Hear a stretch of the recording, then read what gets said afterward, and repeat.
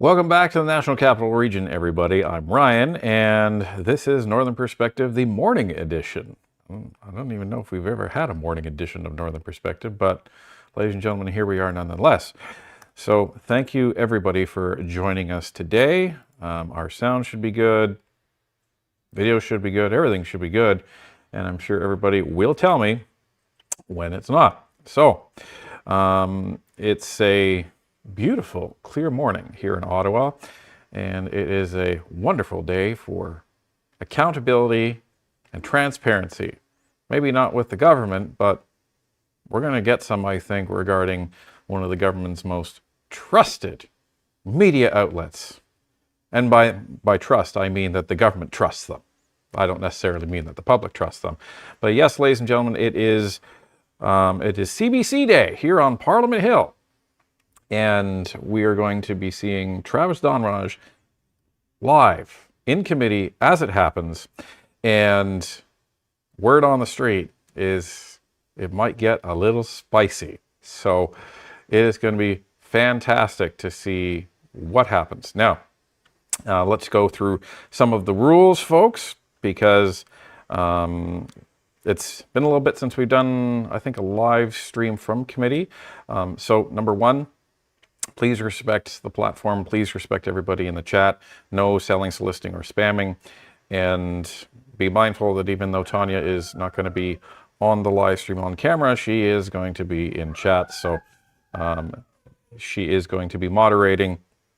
And we will hope to see some of the other moderators come around. But this is a very unregular hour or irregular hour to have a live stream. So we will take what we can get from our lovely moderators. But one of the other things is about the committee live stream. Since this is going to be live, we are probably not going to be doing any super chats until the end. You're welcome to send them, but we want to stay as current as possible with the committee.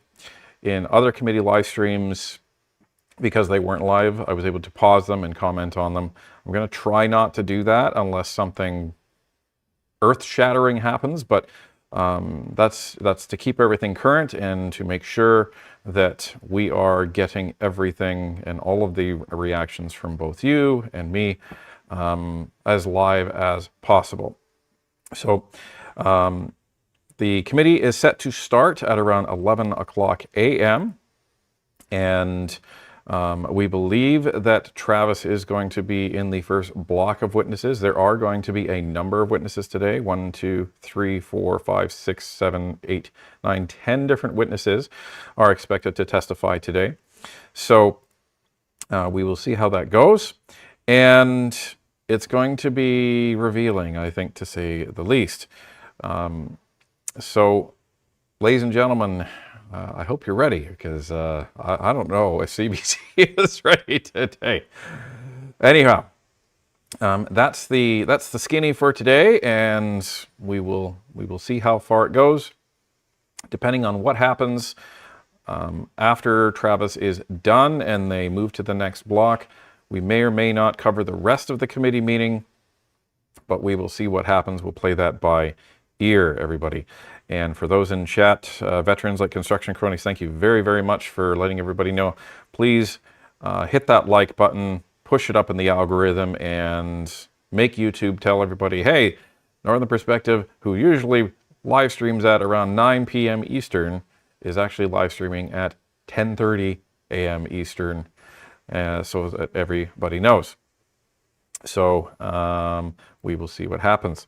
Let's get to a couple of the super chats and pre-chat activities. So we have Greg Elliott, Robert Mwench, Marty Phillips, Dark Angel Nitro, Chris Perret, Gail Campbell, and Diana Kramer all joining or rejoining Northern Perspective membership. Thank you very, very much for that.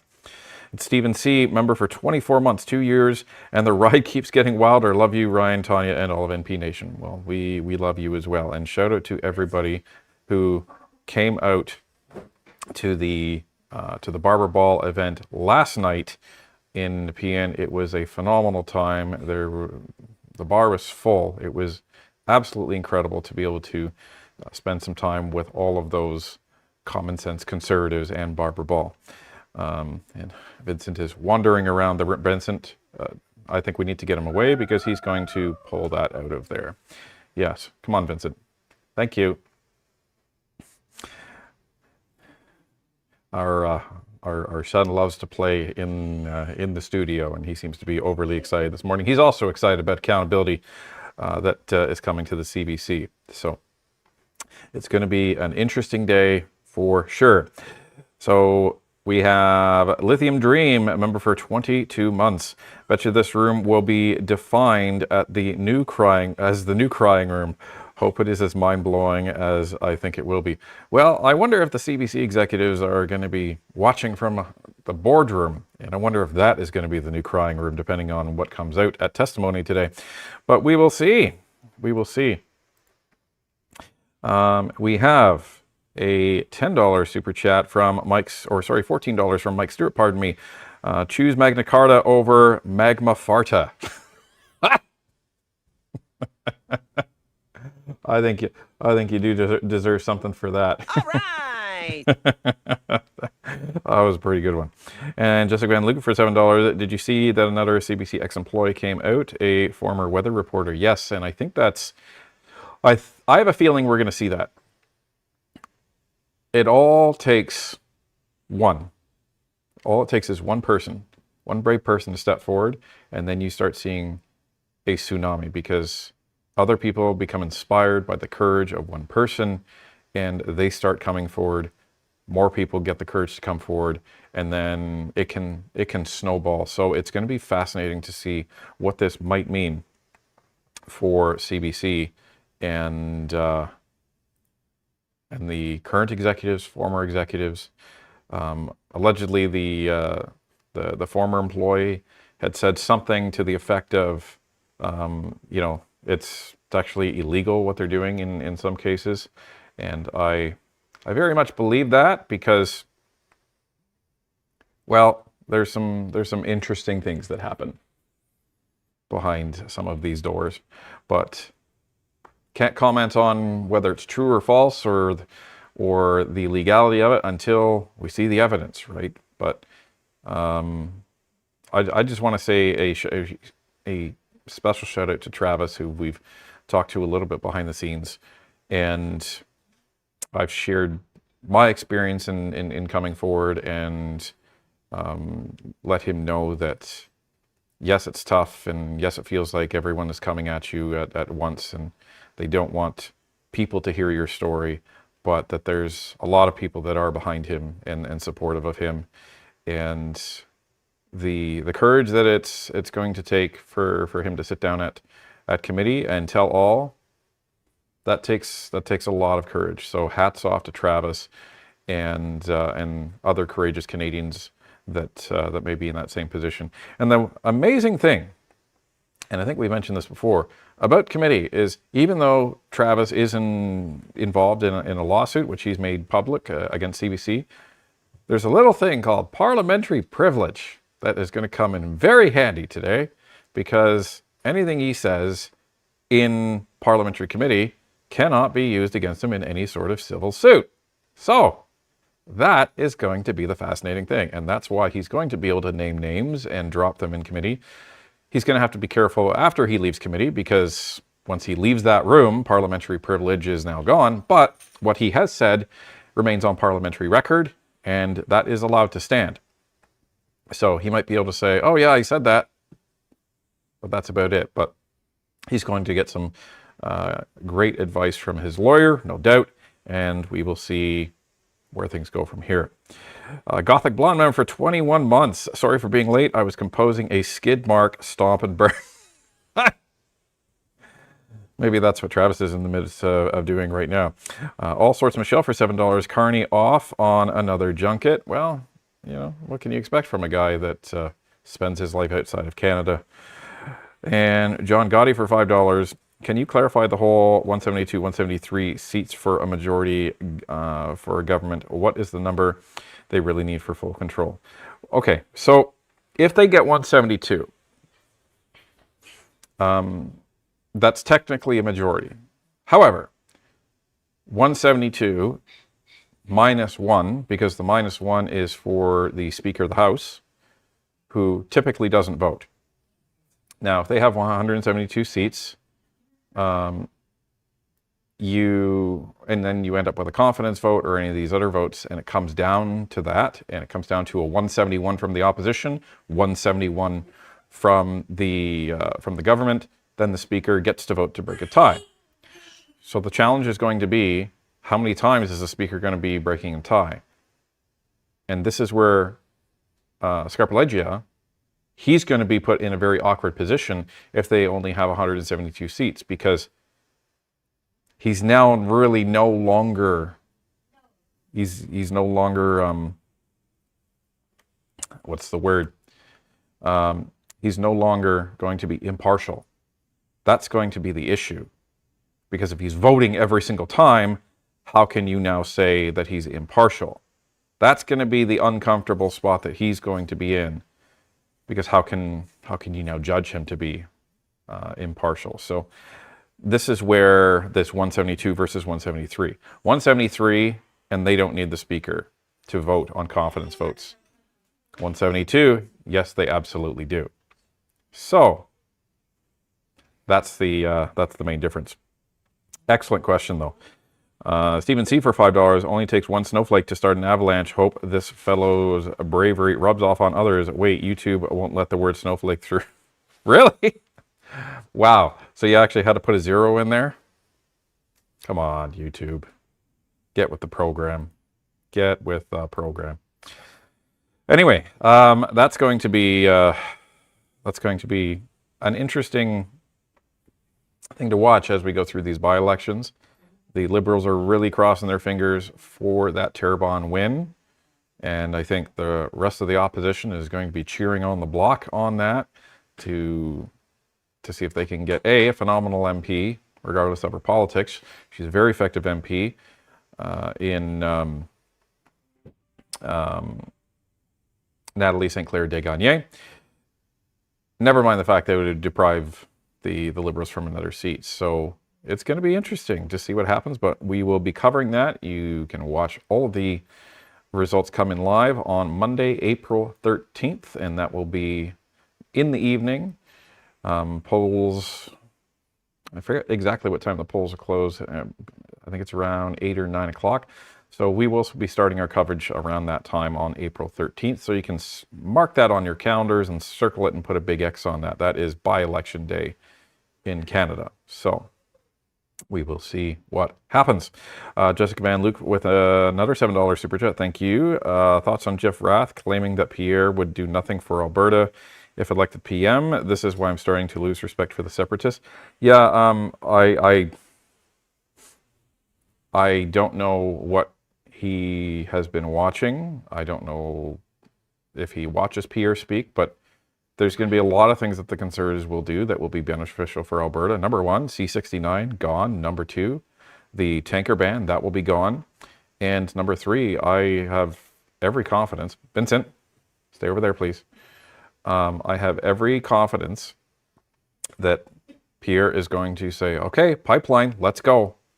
And they will approve one right out of the gate. And after they get these overburdening regulatory laws out of our legislative system, that's going to give external companies a lot more confidence to be able to come in and invest in a pipeline. That's the main issue right now. Like, Carney can put this MOU out there all he wants, and he can say, oh, we're going to be friendly, and we have this major projects office and all of this stuff. He can do that all he wants. But if I were these other companies, and we've commented on this before, and we're seeing the result of that as the $8 billion deal company just pulled out. Vincent, over there, please. You end up with these companies not having the confidence of investing billions of dollars in Canada, only to have these regulatory laws still there.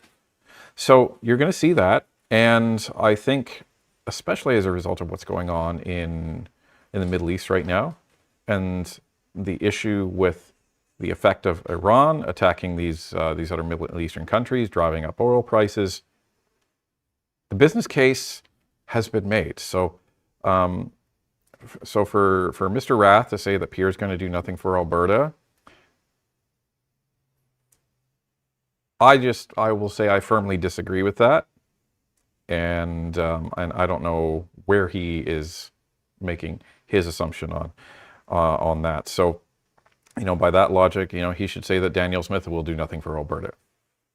So, but that's up to Mr. Rath to have that discussion with the folks that are around him. But that's my thoughts on that. I think it's going to be a boom for Alberta, and it's also going to be a boom for everybody in Ontario that is also frustrated by all these laws, because we have the Ring of Fire in Northern Ontario that we want to open up and get all of those minerals out. That's the thing about C-69 and these anti-development laws.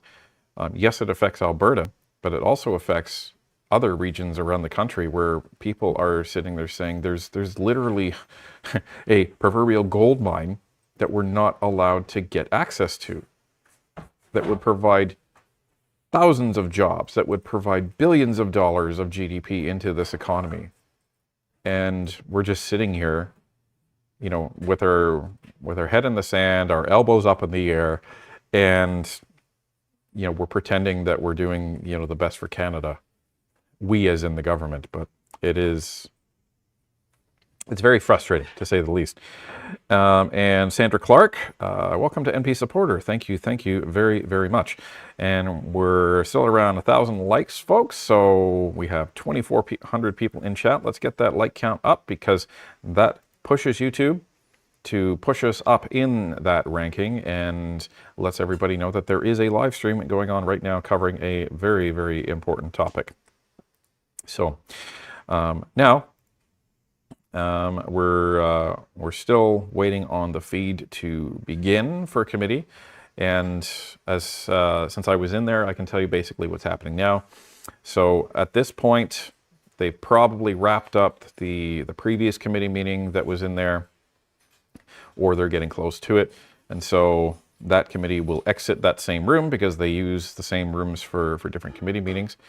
And Travis and the other witnesses are probably walking in, and they're getting to know the clerk. The clerk is going to be talking to them about just the rules of engagement, talking to them about, you know, where they're going to sit, because they have everybody's name tag placed where they want them to sit in the room. And they also are talking to them about the headsets and the translation and how everything works, just to get them acclimatized and kind of relaxed. Some of the MPs may come over and say hello, and just introduce themselves and say, yeah, I'm so-and-so, I'm Mr. Cooper, you know, I'm Rachel Thomas. We expect Rachel Thomas to be in there since this is Heritage, and she's been leading the charge on that. So just to kind of get the nerves down. Each of the witnesses, as everybody who watches committee knows, they have a 5-minute statement, and they will not let you go over that 5-minute statement. So I think that was probably the most stressful time for me, is just to make sure that I didn't go over time. And I had a couple of folks give me some advice right beforehand to try to aim for practicing my speech to end it at the 4-minute mark, because that allows you some buffer if you accidentally lose your place, or if you end up getting a little nervous and you talk a little slower, to make sure that you're getting all your words and you're hitting all your intonation and punctuation. Then that can actually have you at that 5-minute mark right on. So if you're listening, Travis, which you're probably not, you're probably sitting down and getting ready. That was a lot of the good advice that I had, and it was very, very valuable for me. But once I was through my opening statement, I was locked in, ready to go. And I think Travis is going to be very confident in there. He's used to being on air. He's used to being in front of the public eye. And I think he's been really looking forward to this. And if you've seen any of his posts, I think that comes through in what he's been saying. John Gotti for $10. I'm worried Carney is making Canada in a Europe 2.0, where a country bows at the altar of net zero. Very scary. Just today, Ursula von der Leyen shut down a nuclear power plant for ideology reasons. Well, that would be catastrophic if a nuclear power plant was shut down in Canada. I doubt that that's going to be happening here. The difference is we don't have dozens of countries that are part of the European Union here with completely different mandates from completely different demographics and completely different country bases. So it's a lot different over here, and I think we're going to be far away from any nuclear power plants being shut down. But the ideology and the net zero issues, they can take other problematic forms, as we see in Canada. As we heard Mr. Carney talk about his carbon border adjustment while he was over in Japan, right? So as we talked about that during the campaign, and I don't know if we were the first ones to coin it, but it's starting to be used out there. If we just all came to the same vernacular, which is difficult not to come to, we called it a carbon tax tariff, because essentially what it is you're tariffing any country shipping goods into your country across the border that doesn't align with your climate ideology. So how well is that going to go over with the United States? And that might be something that is a real problematic issue if Mark Carney implements that, because now you're just trying to make the trade war worse with the United States and Donald Trump, instead of trying to do something that is going to end it. So if he does do that, that's going to make things even more expensive across the board, including food. So, bring it on. I don't think Canadians are going to take that. I really don't. Especially, how do you support that? You're in an affordability crisis. Food inflation is at 7.3%. Who knows if it's going to go higher? We're going to see that shortly. And you want to make that worse? See what happens, right? See what happens. So we will see. Ladies and gentlemen, it's 10:55, so it's 5 minutes before the committee is set to start. Sometimes they don't start right on time, but sometimes they do. So we will just watch and see what happens. And hopefully they start on time, because this is going to be very, very interesting. So welcome to everybody that has joined us this morning. We're still about 1,300 likes behind, folks. See what happens. We get more likes and we get more viewers because YouTube pushes us up in the recommendations, and they have made some changes to YouTube over the last couple of weeks. Not sure if you've seen, but it is making it more problematic for us in the YouTube space to have our videos shown to all of our normal viewers. And Jessica Van Luke for your 279, you should interview Karen Johnson as well. Thank you very much for that. And Gordon Meir dropping 10 memberships. Thank you, Gordon. He's a strong supporter of membership at Northern Perspective, as well as Will Kalchuk and Goko Donnie and many of the other longtime veterans of NP Nation. But thank you to all of you. Even if you're not a paid member, you are still a member of NP Nation. Don't forget that. All you have to do is watch, like, and subscribe. That's all you have to do to be a member of NP Nation, and we really, really appreciate that. And Steenie B for 279. Where can I watch on Parlview? What room is it in? So it is in West Block, 225A. That's the room it's in, and this is the Standing Committee on Canadian Heritage. That's where it is, and that's the committee name. Doo-doo for $20. Food is already getting bad. Yesterday, MSM actually covered that meat in Toronto is hitting $150 for a single roast. That will backfire on Carney if he makes it more expensive with his carbon tariffs, especially if that meat's coming in from out of country, right? We shouldn't need that, but this is the environment that we're in. And next we have Lazarus for $20. Thank you. Libs get the majority, even an unstable one. You'll see Carney's mask slip, and all of Canada will see the ego and elitists really come out, and it'll show everyone who he really is. I think that's what kind of needs to happen. I don't disagree with you. I really don't. And I think you're going to see some of the policies that he's held back. And he may let them come out too early. So we'll see what happens. But I have a feeling you're right. He's going to think, I'm the king of Canada now. No one can get rid of me. And now I can do what I want. Well, let's see what happens with that. John Gotti for $5. Where do you think the Conservatives need to pivot their message, if at all? Keep the affordability rhetoric or start introducing new stuff? So they need to hit both. And I think they need to try to think about new policies that will help affordability.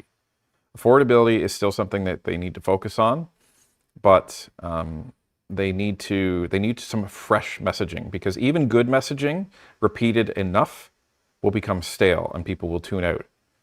We would call it white noise when in the corporate Canada sector, where even if you're putting out very important information, if it looks the same and it sounds the same, people will ignore it and they will tune it out because they think, well, I've already heard this 1,000 times, even though they may not have. So that's the challenge with political messaging, is it has a shelf life and you have to keep it fresh. Now, I think what Pierre is doing now is very, very good, because he is taking this trip out to Europe and pushing our interests internationally. That is fresh, right? He hasn't done that before. So that is automatically fresh to all Canadians. Even if he's saying the same thing out there, he's saying it from Germany, he's saying it from England, he's saying it from these other countries. So it sounds fresh because of where he is, and it's presented in a fresh way because he's surrounded by politicians of these other countries. So that is that's what I would think about that. So yes, they need to keep fresh ideas coming in, and they need to present them in a new and fresh way to keep Canadians engaged. And Plushy Bug, welcome to NP Supporter. Thank you very, very, very much. So we're at 1,800 likes and 2,900 viewers, folks. So the gap is shortening. And as that gap shortens, we get more viewers because YouTube ends up pushing this out to more and more people. So thank you, everybody, for joining us on this absolutely gorgeous, beautiful day in Ottawa. I don't know if it's beautiful where you are, but it is here. Word on the street is that we're going to actually get some freezing rain in Ottawa tomorrow. So we will see what happens with that. But we'll keep an eye on the weather and make sure that there's no slipping and falling. I actually did slip and fall back home in Hamilton earlier. I think it was on Friday, maybe, because we had some freezing rain, and stepped off the last step of our front stoop, and I think it was the first time I had the cartoon-esque fall where my legs flew up in the air and I landed right on my tailbone. Ended up bruising my tailbone, not badly, but it was my first time ever doing that. And for anyone who's ever bruised their tailbone, it's a very awkward and uncomfortable sensation. That's for sure. Mike Stewart for $14. More criticism of CCP China will cause them to lash out, thereby exposing their true nature, and call upon every Canadian to question Carney's motives to snuggle up closer to them. Yeah, Mark Carney he's taking an interesting approach here, because he's trying to get closer to these countries where a lot of Canadians are being affected by transnational repression. And they're trying to say, don't worry, there's guardrails, everything's fine. So they may end up alienating a lot of voters that did actually vote for them in some of these demographics because of what he's doing. So it's a really good point. And I'm curious to see what the polls are gonna do as a result of this head-scratching approach that Mark Carney and the Liberal government took with their stance on Iran, with their stance on India, and as China is scrutinized more and more and more, there's going to be statements, there's going to be discussion, and we've seen it, right? We've seen what happens when there's discussion about China and foreign interference at the government level. they saber rattle and they put out these statements that, oh, we've never done anything like that. We would never do anything like that.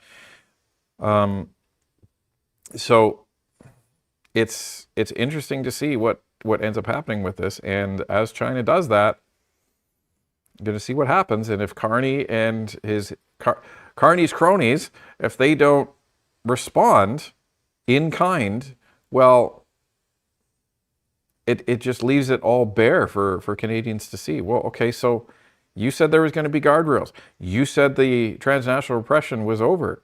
You said that we're going to be in a strategic partnership with China on this. How can you be in a strategic partnership with somebody that is doing these things and saying these things? And this is what we need brought up in Parliament more. The active issues that are going on with the transnational repression from China. Because then that all pushes the question all the way back to the election. And we've heard it ad nauseum over the last couple of weeks where Mr. Carney was asked. It's not like he was prompted. It's not like he was asked specifically, do you think China is the greatest threat to Canadian democracy? No, he wasn't asked that. He was asked, what do you think is the greatest threat to Canadians? And he voluntarily said China. Okay, so you volunteered that, and now you're voluntarily entering into a strategic partnership with them. So if a lot of this harassment of the diaspora starts to be brought up again in Parliament on a regular basis, if we start hearing about the Chinese police stations again, if we start hearing about all of the United Front Work Department propaganda being put out there, the Chinese triads, and introducing all of the fentanyl precursors into this country by way of Vancouver, and that starts being talked about a lot more. It's going to be interesting to see what, if anything, he has to say. And we have Charles 1 Pika for 250. Carney equals crap clown. NP equals cool angels. I think that's what that means. Thank you very much. And Jessica Van Lute for 279.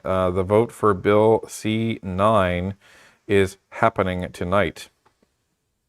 It's going to be interesting to see what happens with that. Yeah, it's going to be interesting to see what happens with that. It's going to be interesting to see what happens in the Senate. So we're going to be keeping our eye on the Senate, assuming that bill is going to go through, and we will see how the Senate views this stuff as well, right? So, ladies and gentlemen, it's 5 after 11, and don't adjust your sets because all of the 11 o'clock committee meetings still have yet to start. So it's possible they're having some technical issues within Parliament. They are not immune to them, as we've seen. So we're just standing by to see how this goes, and as soon as it starts, we are going to be flipping right over to that. So thank you very much. And we have Andy Ray for $5. Thank you very, very much. Did you see that they changed the name of the GST benefit? Did my taxes, and it is now called Canada Groceries and Essentials Benefit. No GST was there. Well, that's because Carney has to take credit for things, right? He's trying to say that the GST benefit was all his idea. So any tax refund you're getting wasn't anybody before him, so he's even trying to... But that's the liberal way, right? You take credit for what everybody else did. And that's what all those memes were about when Carney was trying to say that, you know, he was responsible for balancing the budget in the Paul Martin days. He handled the financial crisis in the Harper days. Like, this guy's Superman, if you believe everything he's saying. And Doo-Doo, remember, for 30 months, well, take this time to get some coffee. Remember, start your day with folders in your... I mean, Folgers? Yeah. I haven't had coffee today, unfortunately, but I'm going to be looking forward to lunch after this, let me tell you that. So... and we're at around 3,000 viewers and 2,100 likes, 2,150. So thank you very much for everybody who is smashing that like button. Ring that doorbell on the way in if you haven't already, and put your feet up. Grab your coffee on this fine Tuesday morning, and we will see what happens at committee today. I wonder if committee is brought to you by CBC, and that's why we're not seeing it right now. So, anyway, let's see. We have Janet Crett for $7. Thank you very, very much. I believe any communist country we align with is going to alienate the U.S. He's actively working to cleaning up any threats to the Western nations. Yeah, and that's the other interesting thing of the Donald Trump strategy, right? These countries that they are decapitating are or were aligned with communist China. And so little by little, the U.S. is cutting off oil supply, which is what China desperately needs. And it's cutting off that oil supply from China, and that's going to be kind of problematic for their economy. So, and China wants the world to believe, well, we're not the aggressor. We're not the aggressor. So it's an interesting bit of geopolitical chess that's going on. The Nico Waffle. Remember, for 12 months, can we see an interview with Musan Luce, Elevator Report, or Jasmine Lane? Well, we've actually put out an invite, and we've yet to hear back, unfortunately. So to one of the other YouTubers, but you know, everybody's busy. We understand that, and everybody is busy doing their own thing. So that's a lot of reasons why you probably don't see that too often, because, and it's one of the reasons why, you know, when a lot of people will send us links and say, have you watched this? And in most cases, no, we haven't, because we are so busy producing our own content. It is difficult to squeeze anything else in there. I used to watch a lot of Judge Judy, because I used to love watching terrible courtroom reality shows, but I don't even get to watch that anymore. So, so it is difficult, but doesn't mean we don't try, right? Doesn't mean we don't try. And this is for $25. Thank you very, very much. Best You by Design with a $25 Super Lemon given. Hugs and hearts. Thank you so, so much for that. So, come on, Parliament. You guys can do it. You guys can do it. I wonder if the main issues, because they are sitting, the House is actually in session. Start at 10 o'clock. So we'll see what happens. But they'll get here eventually. They will get here eventually. That's one thing for sure. We have Doodoo for $10. Thank you very, very much. Tyrannical rule. Fifth rule: alienate your country and people from allies, so the people have no one to call for help to free the kingdom from the tyrant. In a way, it's interesting, because that's also one of the rules of a cult, right? One of the main strategies of a cult is to cut people off. Is to cut people off from their loved ones, right? And that's so there is no way of help, and there's nobody to talk you out of the cult and no one to bring you out. So it's interesting, because it's a very similar strategy of that. So I'm just going to reply to somebody who did just try to call me. So get that out of the way. But yeah, it is fascinating to see the parallels between the tyrannical methodology and cult management, because cults are typically managed in a tyrannical way. But from a geopolitical perspective, it's just on a very, very large scale, right? And John Gotti for $5. How can Canada trade with China if we introduce CBAM? I forgot, how much CO2 emissions does China produce again? A lot. Over 21% of the world's emissions come from just China. And they are by far and away the largest. And their emissions, the amount of emissions that they increase by every year, not produce, but increase every year, is our total yearly output. But, you know, Mark Carney is telling everybody, but they're going green. Sure they are. Why do they not use any of the windmills that they produce and sell to everybody else? So, and we have Trucker 447 dropping 5 memberships. Thank you very, very much for that, folks. Much appreciated. And let's see. Still waiting, folks. Still waiting. And I'm glad that I'm not in the IT room for these folks at Parliamentary Committee, because I would be panicking right now. I would be absolutely panicking if this was happening, and they couldn't get things going. So I don't know if it's technical issues or not, but or if they're just waiting on witnesses. Sometimes that's what happens. You know, witnesses are late. Sometimes the MPs are caught in votes, but sometimes it's just, oh, you know what? There is a vote call right now. That's what's going on. That's what's going on. So there is a vote call for proceedings on Bill C9, an act to amend the criminal code and hate propaganda. So no doubt that is the reason that there is a delay, folks. So they called the vote at, just going through,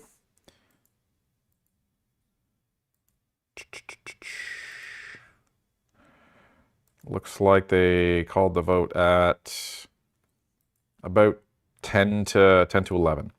So so right now there's 11 minutes and 42 seconds for the vote call, and then they'll do the vote. So no doubt that is why there is a delay, and that is why committees have not started yet, because they probably want all hands on deck for this vote.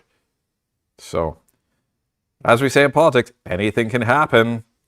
Anybody can win. So this is why sometimes you cannot count on things starting on time. So that means that the witnesses are either standing outside the committee room, or they're just in the committee room and they're just waiting. So, or they've been told, go to the washroom, go get a coffee, go get a water. So it will be a bit at this point, folks. So I imagine it's going to be probably another 15, maybe 20 minutes until there's the possibility of this starting, especially if they want all the MPs in person. Because what ends up happening is you have all of the MPs, if they do need or want them all on the floor, you have them all having to come over to West Block and get through and get up to the chamber, and then they do the vote.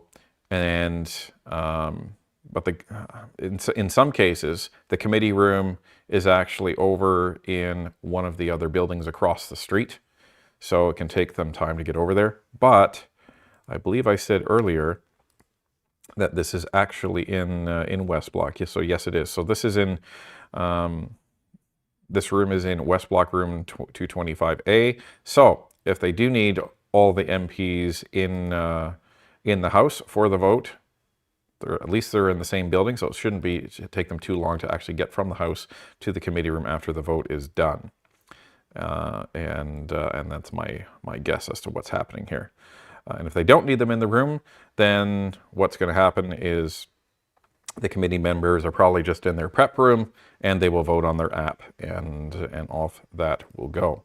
But given the publicity around C9, I imagine it's going to be a in-person vote for the Conservatives on that. So Miles for 279, who do you think will cross the floor next? I don't know. I don't know if anybody will cross the floor next. We haven't heard any rumblings for a little while. The only rumbling we heard a long time ago, and it was just a rumor, was possible one of the Quebec MPs may move, but we haven't heard that for a long time. So who knows? It may be done at this point. Fingers crossed. Gamble God of War, meant for 16 months. It's going to be an interesting one when the mainstream media becomes a subscription-based business than a taxpayer-funded one. Well, and that's where the newspapers have been trying to go, right? That's where your Globe and Mails, your National Posts, and all of them they've been trying to operate the same model as they did for years on the paper side. Is that going to work? Who knows? But it's going to be a challenge, and they're starting to move that way. And all that's done is started to move television back into the cable model, as we discussed before.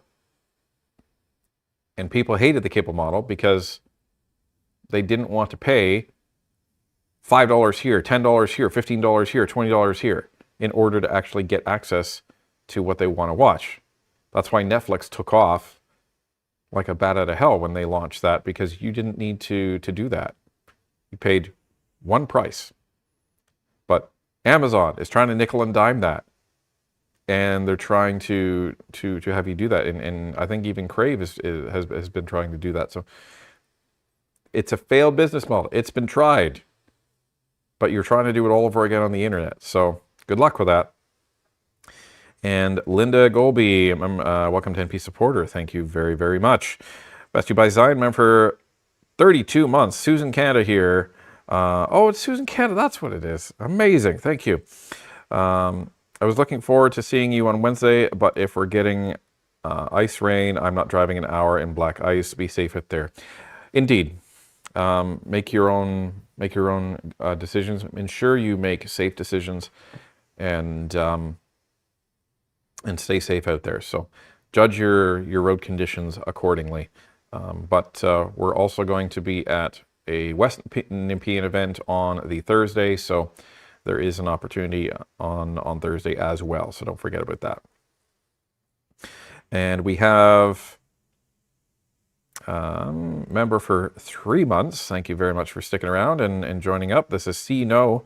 Pierre was asked by reporters about protecting kids from online social media, aka digital IDs. Parents should have the final say, not the government.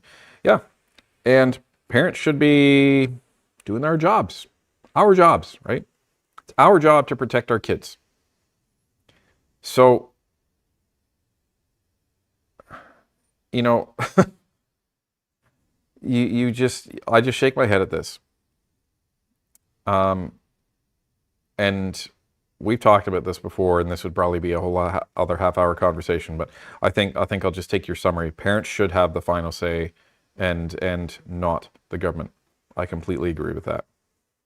Government needs to get out of our lives. Just me, Nicole, for $5. Can you get Tanya to send me a good pic of Finnick to add to your collection? Oh, thank you so much. Thank you so much for that. I will mention that to her. Thank you. And Wiffer says, S, for $10, I have a feeling we may be seeing why the CBC was so eager to keep the leash on Travis. Make sure you have lots of dairy handy for the testimony. Yeah. And Mike Stewart for his $28. There's good reason that the symbol for China looks like a coffin with a nail through it. The CCP set over 100 million of its own citizens entropy to maximum. Really think they're friends to the West, to Canada? They aren't. Right? And Carney doesn't want to talk about the human rights violations. There are too many to count in China. It is deplorable, the human rights violations that are going on over there. So we are 4 minutes, 43 minutes away from the vote call, folks. So so what we might do is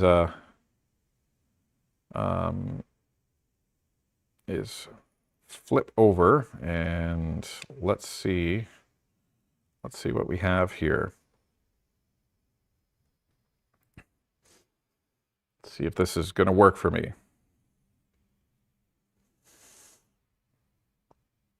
So this is what we're looking at on Parlview.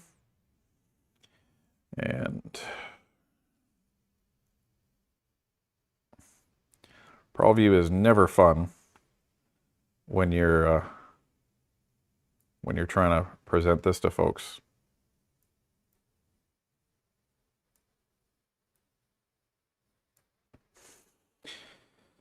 So we have 3 minutes, 44 seconds till the vote call is done.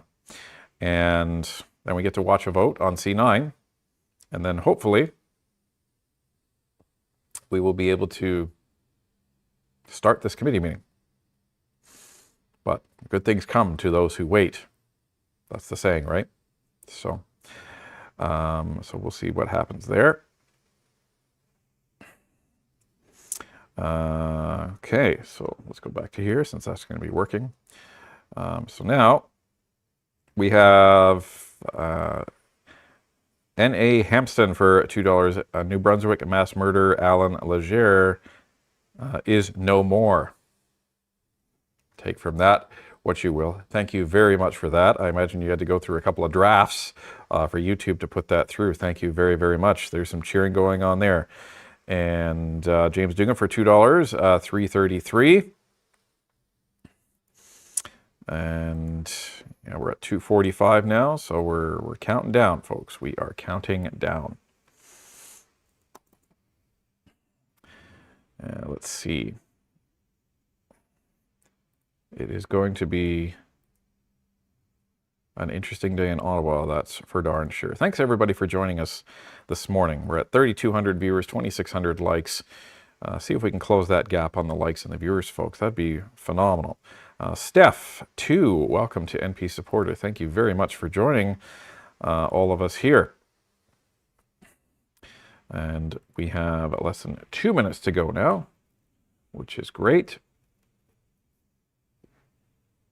So let's get the show on the road, right? Let's get this show on the road. Okay. Now we have Mike Stewart for $14. Thank you. Remember, my friends, the CCP is not a race. It's a poor excuse for a government. It is not racist or insensitive to speak out about the CCP, although they will try to tell you it is. Yeah, and here's the main difference. You can talk about the Communist government of China all you want, but also be sympathetic to the people over there. The people don't get to vote in the government over there. It's just how it is. And we've heard from people. We've heard from the courageous Lady Yao who came on our channel and talked about her experience while she lived in Communist China and her experience here being subjected to transnational repression and being targeted by the CCP. So it is absolutely not racist to talk about the Chinese government in that way. So I agree. Don't be afraid. And Jessica Van Luke for $2.79. It's snowing in Surrey. My apologies. My apologies. It was 13 degrees in Ottawa yesterday. That was beautiful. And this is $14. Thank you very, very much. From Mary Lou Cleveland. Thank you very much, Mary Lou. Much, much appreciated. And we have James Dugan for $5. Got an email from Elections Canada this morning. Looks like they're staffing up for an election. Well, remember, Elections Canada they're always saying they're always trying to hire people. So we'll see. We'll see what happens. And in a minority government, they're always looking for locations just in case there's a snap election called around a confidence vote. So they want to be ready. So I wouldn't read too much into that. But there are some telltale indicators that happen. Okay, folks, we're going to go over to Parliament, and we're going to listen to this vote.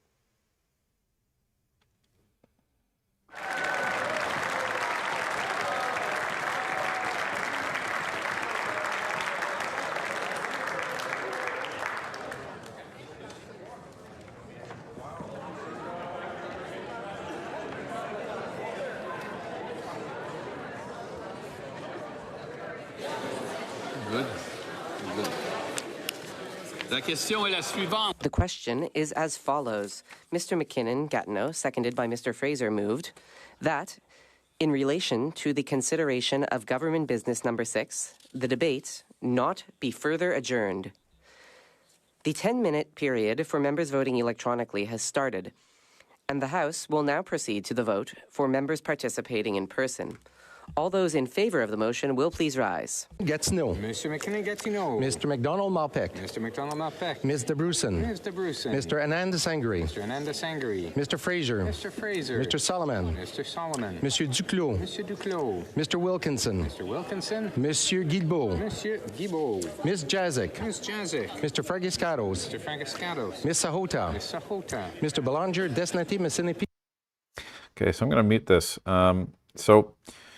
Just some procedure interest for everybody. So the reason why everybody stands and they can vote on their own app, but before they vote on the app, they have to go through facial recognition so that people actually can see it's them. So some democracies don't do that. Some democracies will actually let other representatives vote for other representatives. But in Canada, we don't do that. You have to vote yourself, and if you're not available, then you don't get to vote, and it's just not recorded. So that's an interesting aspect about our democracy that differs from some of the other ones out there. Because if you're being elected to go there and represent your constituents, then the expectation is for every vote you're going to be voting on behalf of your constituents. If you have somebody that's able to just reach over and press a button and vote for you, well, they weren't put there by your constituents, and that is undemocratic for people to be able to do that. So we did a little bit of a story on that 6 months ago, something like that. But this is what's going on. Oh, Don Tremont just stood up. How nice. So this is this basically says that they want to.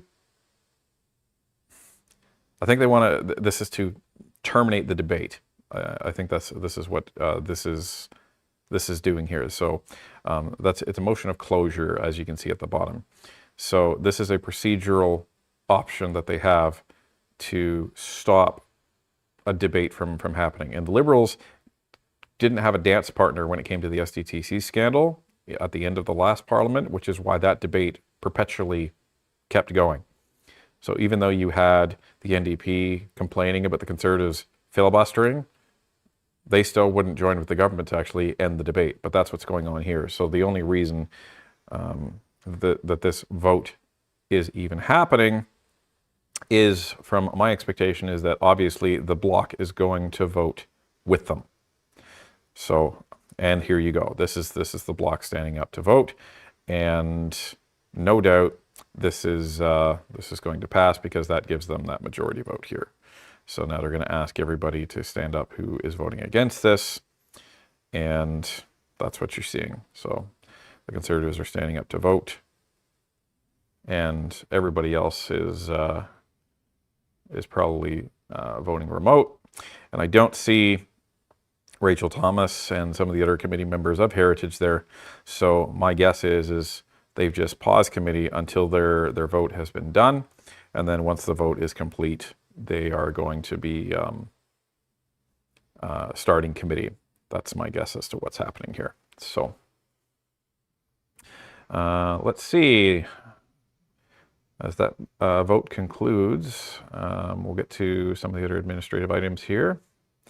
So we have Jennifer Sharp for $10. What are your thoughts on how the Conservatives will approach the Terrebonne by-election? I think they may run a candidate, but they're not going to have any money dumped into there whatsoever. That is based on no inside information at all. That's just my guess, because I think they know that they don't have a shot at winning that. And the enemy, my enemy is my friend, so they would prefer the Bloc to win that seat over the Liberals. That's my guess. And Goko Donnie dropping by with 10 Northern Perspective memberships. Thank you for that. And Lean 6, 12 for $5. Have you seen the chart about Carney's connection to Brookfield, Moose on the Loose? Yes, we have. We have indeed. And Bert Alberta for $20. Let's go NP family. Ryan Antonio works so hard to keep us informed. Good to hear your producer, Vincent, also working hard off camera. Thank you for all you do. Quick shout out to my fellow NP neighbors. Thank you. And Bert, Alberta, member for 24 months. Hooray, finally a new badge. There you go. Congratulations on your 2-year. Okay. Largest opposition in the history of our country in this parliament, folks. Crazy. Oh, look at that. Even Elizabeth May voted against that. Oh, you can do something right sometimes. All right. Oh, yeah. So now we're getting the votes from the apps, from the folks that are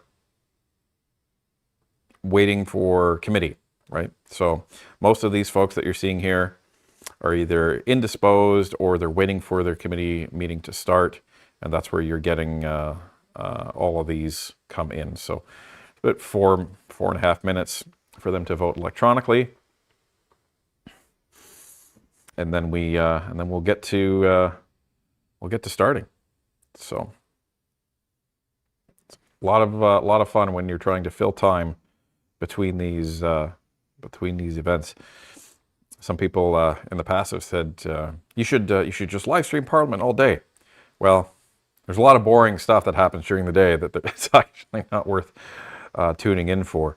And sometimes when you're trying to live stream something specific, something happens like this, and it completely derails everything. So, but that's okay. We're all in NP Nation. We're all hanging out today. And Iosaikan for $2. If debating is cancelled, the bill should be voided. Well, the issue is there are tools for parties to use to perpetually extend debate, but there's also tools that allow parties to end debate. So put it this way. If the Conservatives were in a minority government, or even if they weren't, and the opposition parties and the Liberals were trying to extend debate indefinitely, they need a tool to shut that down, right? So this is the tool that's being used right now, and it's to allow things to move forward. So, because eventually, debate turns into something that is no longer debate. It just turns into filibustering, where you're not actually debating the issue anymore. You're just trying to perpetually keep that going as long as possible, and your intent is to tire out the side that actually wants that motion or wants that bill to pass, so that they will just give up and say, you know what, fine, we'll shelve it, and then you win. So there are tools built in procedurally that do allow you to do that, and you can disagree with them. You can, but it is helpful when it is your side that's trying to actually move their agenda along, or it's helpful when your side is trying to stop the other side's agenda from moving along. So just speaking objectively, it is there for a reason, and it requires you to get a dance partner, to somebody to vote with you. So, and Jason Daniels for $2. When are you moving to Ottawa? I don't think I'll ever be moving to Ottawa. Lovely town, but I just don't think that would work for us. John Gotti for $2. Thank you very much. As a Conservative, I have high hopes for Avi Lewis. As a Conservative, I have high hopes that you're right. So, I have high hopes that you're right. And Janet Crett for $7. There are a number of Iranian people in the upcoming election ridings. Yeah, there is. And Octaluminati for $5. Wow, a Matt Generu vote. Haven't seen that since November, right? It's amazing. He's actually in the House. And we have Best You by Design. So that's Susan Canada for $7. If a bill passed like this one, for instance, can it be reversed if the Conservatives take over? Oh yeah, absolutely. 100%. Any bill that the Liberals put in, the Conservatives could repeal if they wanted.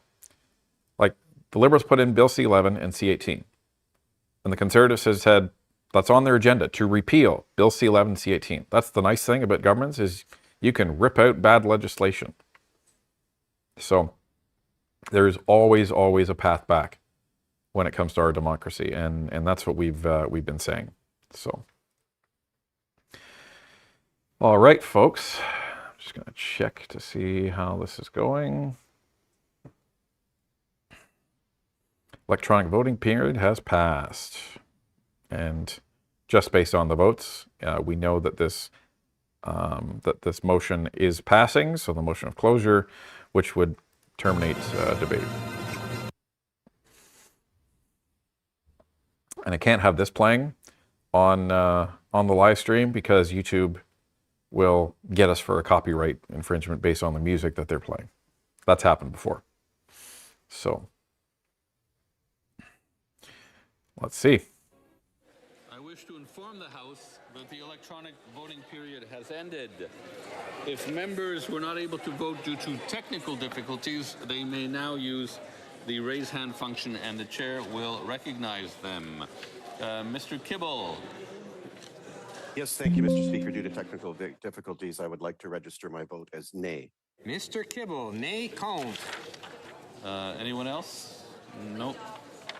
I will now ask the table to compile the results of the vote. Yeas pour 186, 186. Nays contre 144, 144. I declare the motion carried.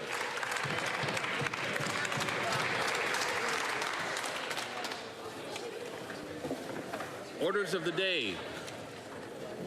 Government orders, government business number 6, resuming debate on a motion governing proceedings on Bill C9, an act to amend the criminal code, hate propaganda, hate crime, and access to religious and cultural places. We'll maybe wait for a minute while members leave quietly, please, and quickly. And then we will go to the member for York Centre, who has 5 minutes remaining in debate. I think it's sufficiently quiet now. The member for York Centre. Okay. So that debate will no doubt be ending today based on that motion, and we will see what ends up happening. Let's see.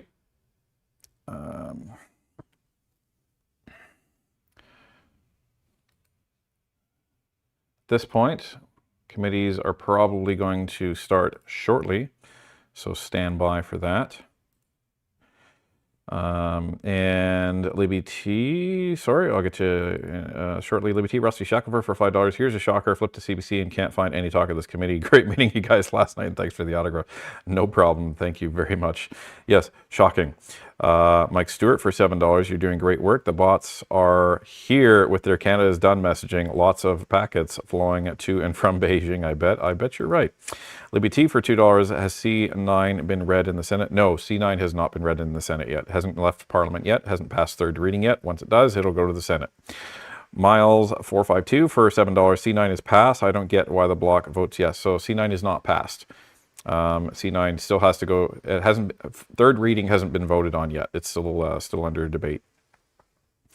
And don't screw with seniors. I'm just paraphrasing your name. Welcome to the Peace Supporter. Thank you very much. And the flashbang for $2. Other than vote to stop liberal agenda. So, and just a reminder to folks in chat to see if we can focus on the topic at hand in the stream, and that way we'll all get along here. That would be phenomenal. That would be phenomenal. We're up to almost 4,000 viewers and almost 3,000 likes. That's what happens, folks. So, just waiting for committee to get going at this point. So, I imagine it's not going to be too long now. As folks make their way back to the committee rooms and get settled and get ready to go. So who knows? Maybe we're going to start at noon. We'll see what happens. See what happens. But fingers crossed we get on this soon. So let's see what ends up happening. when we get to this. But just to further explain C9 and where that is going to go. So so what that vote was doing is to vote on closing debate. That is so that they can move to the third reading vote, and once that happens, then the bill will be sent to the Senate.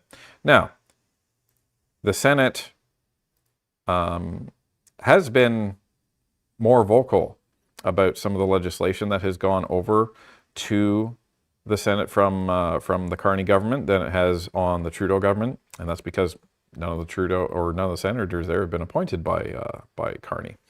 So we will watch with interest to see what happens over there, and I imagine they may have at least a few senators, at least a few in the Conservative side, that are going to have a problem with this amendment that the Bloc put in, because it calls into question religious freedoms across this country. So, so we're hopeful that when C9 hits the Senate and goes to second reading, just like it does in the House, that there's going to be vigorous debate on it, and there's going to be some of these concerns raised, and hopefully the Senate will amend that bill, rip that out, and send it back to the House. That can happen, and it has happened before. And what we've heard from Senator Housakos in our interviews with him is that the Senate typically doesn't get in the way or block supply bills. It's very rare that they do that. This is not a supply bill, so it would not be unprecedented for them to push back on this. If you recall, they did that, I believe, with trying to recall the number of it. It was the carbon tax farming bill that the Senate sent back to the House, and then the Liberals changed everything back to the original way that they set out the bill, and then they sent it back to the Senate. So it'll be interesting to see if they do take a stand on this. There's a lot of older folks in the Senate because it's typically seasoned, older generation of Canadians that are appointed there. The whole point is to have people there that have the life experience to be able to contribute and to put in valuable input when you're evaluating bills. That's why I believe you have to be over 35, I think is the age, in order to be a senator. You cannot be appointed as, say, a 25-year-old. So I'm hopeful that a lot of these older folks that have been around, that have been, that are part of religious communities, are going to be pushing back on this. And remember, you can write a senator as well. So if you're really passionate about C9, which I know all of NP Nation is, now's the point where you don't stop contacting the MPs that you've been contacting about C9, but add to the list the senators in your region. And to find that, go to the Senate website in Canada, and you'll be able to find your senator and contact them, and then you'll be able to get your voice over there. So the website for that, I will drop it in the chat right now. So you can look up your senator. Is just senatcanada.ca. So you can take a look there and try and find your senator and contact them and give them your input and let them know that you are completely against this bill and what it aims to do. So there you are. Ladies and gentlemen, okay, so we're starting to see two committees pop up. So PROC has started. So that's the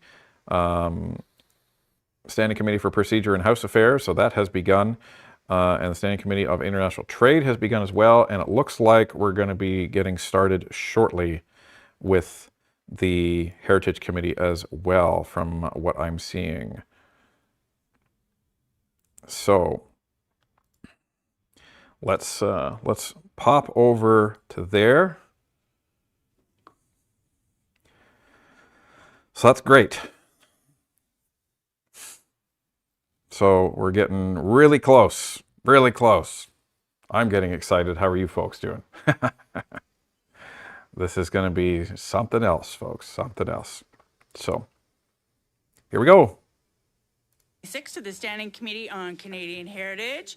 I would ask all in-person participants to please read the guidelines written on the updated cards on your table, measures that are in place to help prevent feedback incidents and protect the health and safety of all participants, including and especially our interpreters. There is a QR code on that card that links to a short awareness video if you need more information. Pursuant to the routine motion adopted by this committee, I can confirm that all the witnesses have completed the required connection tests in advance of this meeting. Please wait until I recognize you by name before you speak, and all comments should be through the chair. Pursuant to Standing Order 1082 and the motion adopted by the committee on Monday, September 22nd, 2025, this committee is meeting to study the state of the journalism and media sectors. So quite a broad study. And with us today, we have Travis Danrush, former journalist, Association des radiodiffuseurs communautaires du Québec, Angela Carrero, executive director, welcome. Freshnet News, Janet Clow and Mario Bartel. With Friends of Canadian Media, we have Raj Shone and Randy Kitts. Honest Reporting Canada, we have Mike Fegelman, Amanda Eskenazi, and Dr. Haran Shani Narkis. Please forgive me if I've butchered your name. And Paul Deegan from News Media Canada. Good to see you again, sir.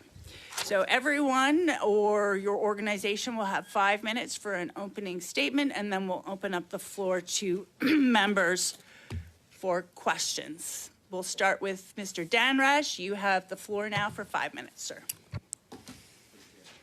Have to press this? There we go. Appreciate it. Good morning, Madam Chair and members of the committee.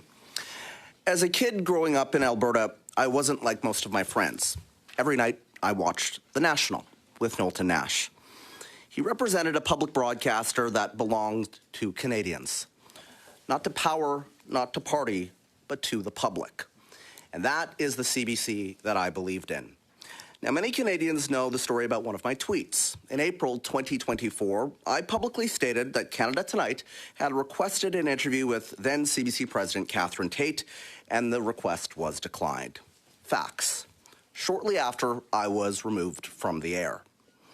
Now, on May 7th, 2024, Tate told this very committee she was, quote, not aware of any repercussions. Yet 24 hours earlier, ATIP records show her vice president, Barb Williams, briefed her directly about my situation. Now, that matters because trust matters. The tweet was not the beginning. It was the breaking point. For months prior, tensions had been building, not over performance, but over control. While I was publicly held up as a bold, diverse host, my ability to lead the very program carrying my face and name was quietly being stripped away. CBC's stated commitment to diversity contrasted with realities of tokenism. Still, I pushed forward, creating a nightly panel to showcase real diversity, including of thought. I questioned unequal pay. Why, for example, one contributor who was Indigenous always needed to be paid, while others weren't. When a prominent black journalist requested compensation after appearing doing the exact same job, I was told to reconsider booking him moving forward. I attempted to end this discriminatory practice. Instead, the panel was canceled. When it came to politics, interviews were blocked under guardrails, governed by an internal document never made public, titled Parameters for Political Guests. Political access was centralized, booking decisions controlled elsewhere. It did not happen once. It became a pattern. It became the standard. Power in Politics, hosted by David Cochrane, was given gatekeeping authority over which politicians could appear on Canada Tonight. When I questioned that control and who was in control, I was viewed as disruptive. Now, at the same time, I raised concerns about a toxic environment. After I sat down with Speaker Greg Fergus for a conversation on Black History Month, Chief Political Correspondent Rosemary Barton circulated internal communications questioning my program, copying senior leadership, insinuating she or Mr. Cochrane should have done the interview. It was an intimidation tactic, which management ignored. I and others raised concerns about bullying behavior by senior figures, including Mr. Cochrane. But while he remained on air, I faced discipline and marginalization. Now, the transcripts of these meetings show the issue was not about my journalism, but about reputational risk to the corporation. I received a written warning carrying the threat of termination. I was placed under confidentiality restrictions that prevented me from correcting public and internal narratives. CBC silenced and intimidated me simply for trying to do my job and fulfill my public service role to Canadians.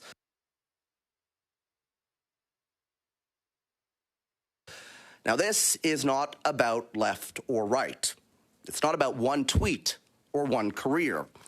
It's about systemic control, tokenism, selective enforcement, and a toxic culture where intimidation went unchecked. When I refused to waive my rights under the Canadian Human Rights Act in a proposed confidentiality agreement right here and a gag order, essentially, my role was not renewed. My union, tasked with protecting my rights as an employee, told me explicitly, quote, "It's very much a normal thing that we use." After 25 years in journalism, my career ended. That dream I had as a kid of working at CBC shattered along with my trust in it. Now, inside the newsroom, the message was unmistakable and did not need to be spoken. I raised concerns. I challenged centralized control and bias. I fought for real diversity and equal standards. I tried to do my job as a journalist. Within months, I was pulled off the air, disciplined, restricted from speaking, stripped of my primetime program, and eventually out altogether.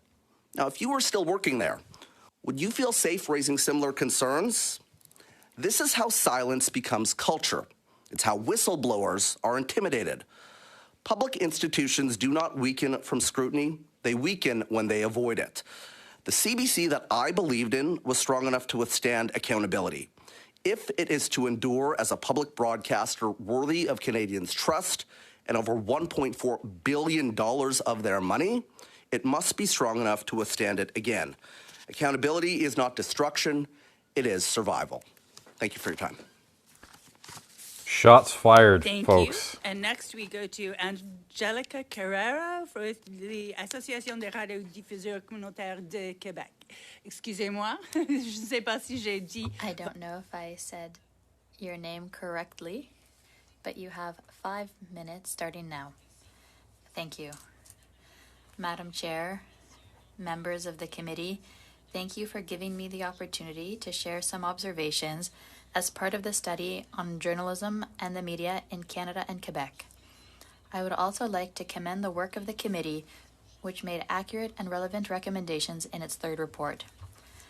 As the Executive Director of the Association of Community Radio Broadcasters of Quebec, I have the privilege of observing the work accomplished by these stations. We have 37 stations, radio stations, spread across the province, from Montreal to Matagami and the Île-de-la-Madeleine, for example. Most are francophone, but some are bilingual or anglophone, such as the station in Blanc-Sablon. They therefore cover a huge geographical area, sometimes with only meager revenues per year. The work they do is creative, tireless, and sometimes miraculous. There are also media outlets that have been around for many years, which have stood the test of time despite the difficulties. The vast majority of stations employ at least one journalist, sometimes 2 or 3 or 4, for a total of about 50 journalists who work to provide local news coverage rooted in the reality of their respective communities. Community radio stations have always enjoyed the public's trust, and this was confirmed by a study conducted by our association in 2024. Furthermore, it is not enough to simply say that you are doing local journalism. You have to actually do it. The physical presence of journalists in community stations is to be distinguished from cases where news is generated by means other than humans, or where broadcasts merely relay information from the largest nearby urban center. But in addition to the physical presence of journalists and all their volunteers, because there are many volunteers, it is their mission and raison d'être that make them excellent ambassadors for the local community. Their mission is to serve the community in which they are rooted. In fact, it is the community that creates and manages the radio station that has the community's interests at heart. It is important to remember that these are non-profit media outlets, and they play an essential role in protecting freedom of the press and defending the public's right to quality information. Their content is diverse, non-partisan, comprehensive, and reliable. We therefore provide the kind of local journalism that the committee refers to in its second recommendation. And it is true to say that it needs support, a lot of support. Indeed, as I said at the beginning, community radio stations operate on meager revenues that are dwindling year after year. And when people seem to say they are heavily subsidized, that is very unfortunate, because the only provincial subsidy they receive for their operations does not even cover the normal salary of one of the company's employees, or barely. These subsidies are difficult to renew, even after many years. For the federal government, we have the Local Journalism Initiative, which we really appreciate, and a little project funding is offered for those who manage to qualify, but it is not enough. Fortunately, we are stepping up our efforts to promote the Community Radio Initiative, which could be managed by the Community Radio Fund of Canada, in an attempt to increase the funds available to all community radio stations in the country. We are asking the government for annual operating funding of approximately $30 million to provide around $85,000 per station, which is still very modest compared to the funding provided or needed by other broadcasters. This assistance would help ensure basic financial viability. Otherwise, radio stations must rely on advertising revenue to try to make up for this shortfall. But as several experts have already pointed out, this advertising revenue has clearly shifted to foreign platforms, which are gobbling up almost everything. This is not new. Canadian government money is being used to grow the financial assets of large American companies, multinationals. This goes against the buy local policy promoted by this same government. I would also like to highlight the work we are doing along with our two sister associations, the NCRA, the National Campus and Community Radio Association, and the Alliance of Community Radio Broadcasters of Canada, to try to issue a clear directive on local advertising. A specific portion would be systematically allocated to community advertising. Together, our three associations represent independent, non-profit community radio stations across Canada. We believe that this directive would encourage governments to allocate more of the funds that are already there but used elsewhere to local media. It is a reallocation of existing funds. It's not a new request. But above all, we believe that advertising broadcast in this way would have a much greater and more lasting impact on Canadians. As the Government of Canada continues to invest in public communications to raise awareness of its programs and services, it is increasingly important to ensure that these messages are delivered through channels that truly reach the intended audiences, rather than through digital giants that have no roots or support in Canada. Advertising that does not take into account geographic, linguistic, or digital barriers risks leaving some communities confused and misinformed. In short, the general idea is to help the government fulfill its mission of informing the country's entire population and having a more significant impact on it. Thank you very much. Thank you. Clo and Mario Bartel from Freshnet News. Collectively, you have 5 minutes. I'm not sure how you want to share that. Thank you for the opportunity to speak to this committee. My name is Mario Bartel. And my name is Janice Clue. And along with Teresa McManus and Cornelia Naylor, we are the co-founders of Freshnet News, the first nonprofit news cooperative in Western Canada that's union supported.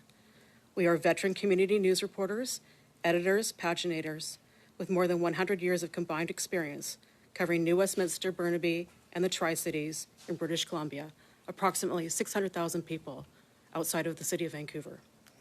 Last April, Glacier Media, now called Lodestar Media, closed our 3 online publications, the New Westminster Record, Burnaby Now, and Tri-City News, in the middle of the federal election. It meant we couldn't cover the all-candidates meetings, our candidates couldn't get their messaging out, and our readers were lost about who to vote for. This is dangerous to democracy. When I originally landed at the Tri-City News in 1991, virtually every community in the Lower Mainland was served by at least 2 local papers. Consolidation and closures winnowed that down to 1 in most communities by 2015. Then, in August 2023, the same month our Meta social media shut down, Glacier Media stopped printing our newspapers altogether. The company said online was the only way forward. It wasn't. Less than 2 years later, 5 rapidly growing cities and 2 villages immediately east of Vancouver were left with little or no local news source. That meant decisions made at city halls and school boards got no independent coverage. There were no stories about young athletes and emerging artists, no coverage of local events, festivals, parades.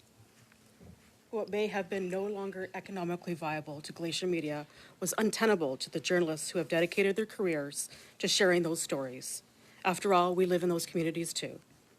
So the 4 of us got together with a co-op developer, and with the support of our union, Unifor Local 2000, we put together a plan to keep our communities informed. We spent the summer and early fall of 2025 learning about co-op structures and governance, fundraising, and doing community outreach. People told us they didn't know what was happening in their hometowns anymore. On October 15th, we launched Freshet News Online, a single title covering all our communities. It's named for the annual spring runoff from the northern snows that washed down the Fraser River past our cities. It symbolizes renewal, a fresh start. 2 months later, we revived a print edition. We're monthly for now, but we plan to increase to twice a month in April, with our ultimate goal to return to weekly publication. We're 4 journalists who never had to give much thought to the business side of our craft, the ads that ran between our stories, and the distribution network that got those stories to readers.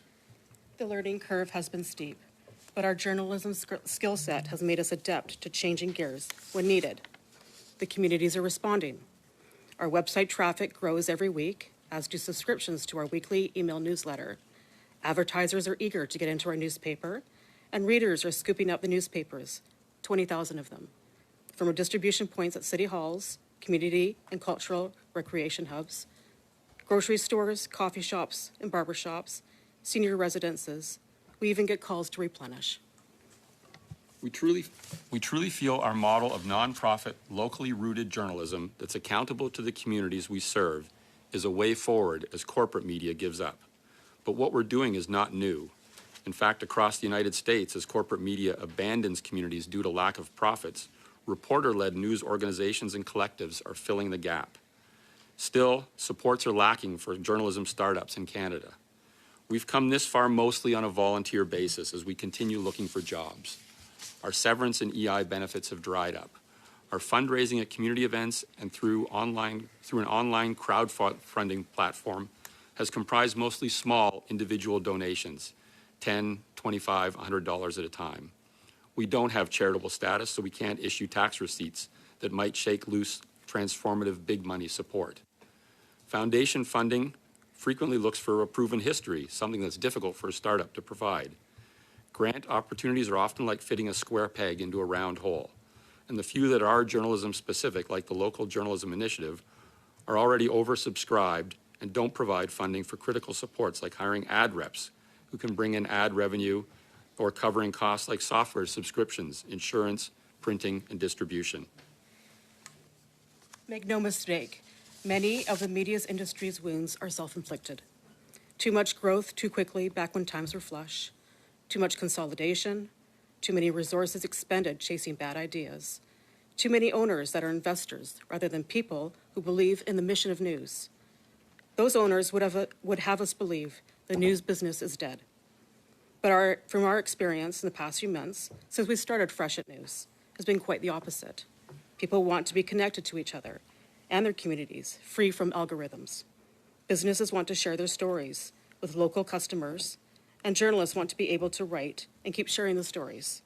Putting community back into community news is the way forward. Thank you.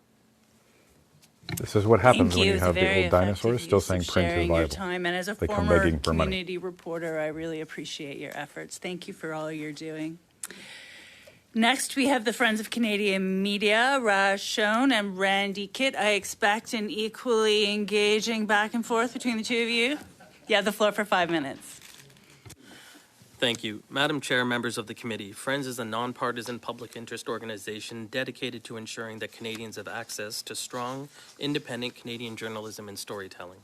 We advocate for citizens, not for corporations, because a healthy media system is essential to a healthy democracy. Let me begin plainly. The state of journalism in Canada is poor, and in most communities, it is deteriorating further. Over the past decade and a half, hundreds of local news outlets have closed across the country. Millions of Canadians now live in communities with little or no local news coverage. Newsrooms have shrunk. Journalists have been laid off. Entire beats have disappeared. This is not simply an industry transition. It's a democratic deficit. Local journalism scrutinizes municipal councils. It covers courts. It informs citizens about public health, education, and emergencies. When journalism disappears, civic participation declines, polarization increases, and misinformation fills the vacuum. Governments have taken important steps, including the Journalism Labor Tax Credit, the Local Journalism Initiative, the Online News Act, the Online Streaming Act, and support for CBC. These measures matter. They demonstrate recognition that journalism is not just another sector, it's democratic infrastructure. But the structural disruption facing Canadian journalism remains profound. The economic model that sustained local news has been destabilized by global digital platforms that capture advertising revenue while investing minimally in Canadian news production. That brings me to 5 areas where federal leadership is essential. First, the Online News Act and the Online Streaming Act are critical to creating a sustainable funding framework for local news. These laws must not be weakened, traded away, or hollowed out through exemptions or side deals. Regulatory certainty and enforcement are essential. Second, eligibility for the Journalism Labor Tax Credit should be expanded to include broadcasters. Broadcast newsrooms, particularly local television and radio, face financial pressures similar to print. They too are pillars of local accountability. Third, Parliament should close the loophole in Section 19 of the Income Tax Act that allows full deductibility of advertising on foreign digital platforms. Canadian advertising dollars should not receive preferential tax treatment when they're directed to foreign platforms rather than Canadian outlets. Fourth, the federal government should commit to directing at least 25% of its advertising budget to trusted domestic news organizations, both publishers and broadcasters, big and small. This would strengthen local journalism while ensuring Canadians receive critical public information through reliable channels. Fifth, Canadian news creators must be protected from having their content used by artificial intelligence companies without permission or compensation. Copyright protections, licensing frameworks, and transparency requirements must ensure journalism is not harvested without value flowing back to those who produce it. Finally, a vibrant CBC is part of a strong ecosystem, alongside successful private and independent media.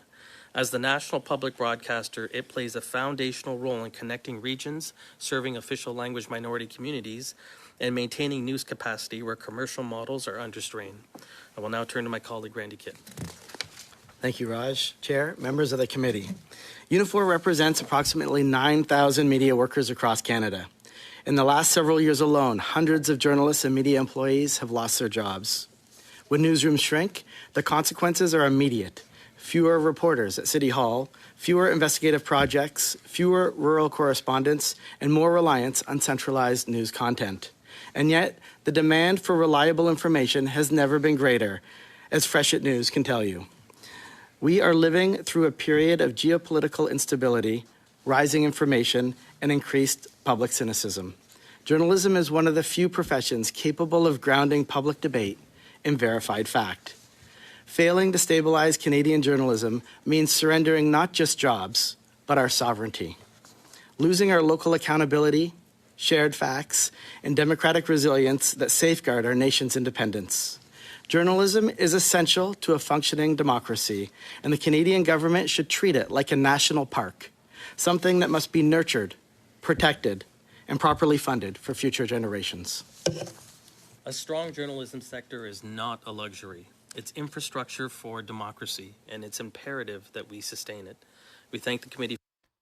Okay, so many of you are wondering why there's these other witnesses. My thought is that all these witnesses were brought in at the same time by the Liberals to prevent the amount of time that Travis has to speak on the CBC.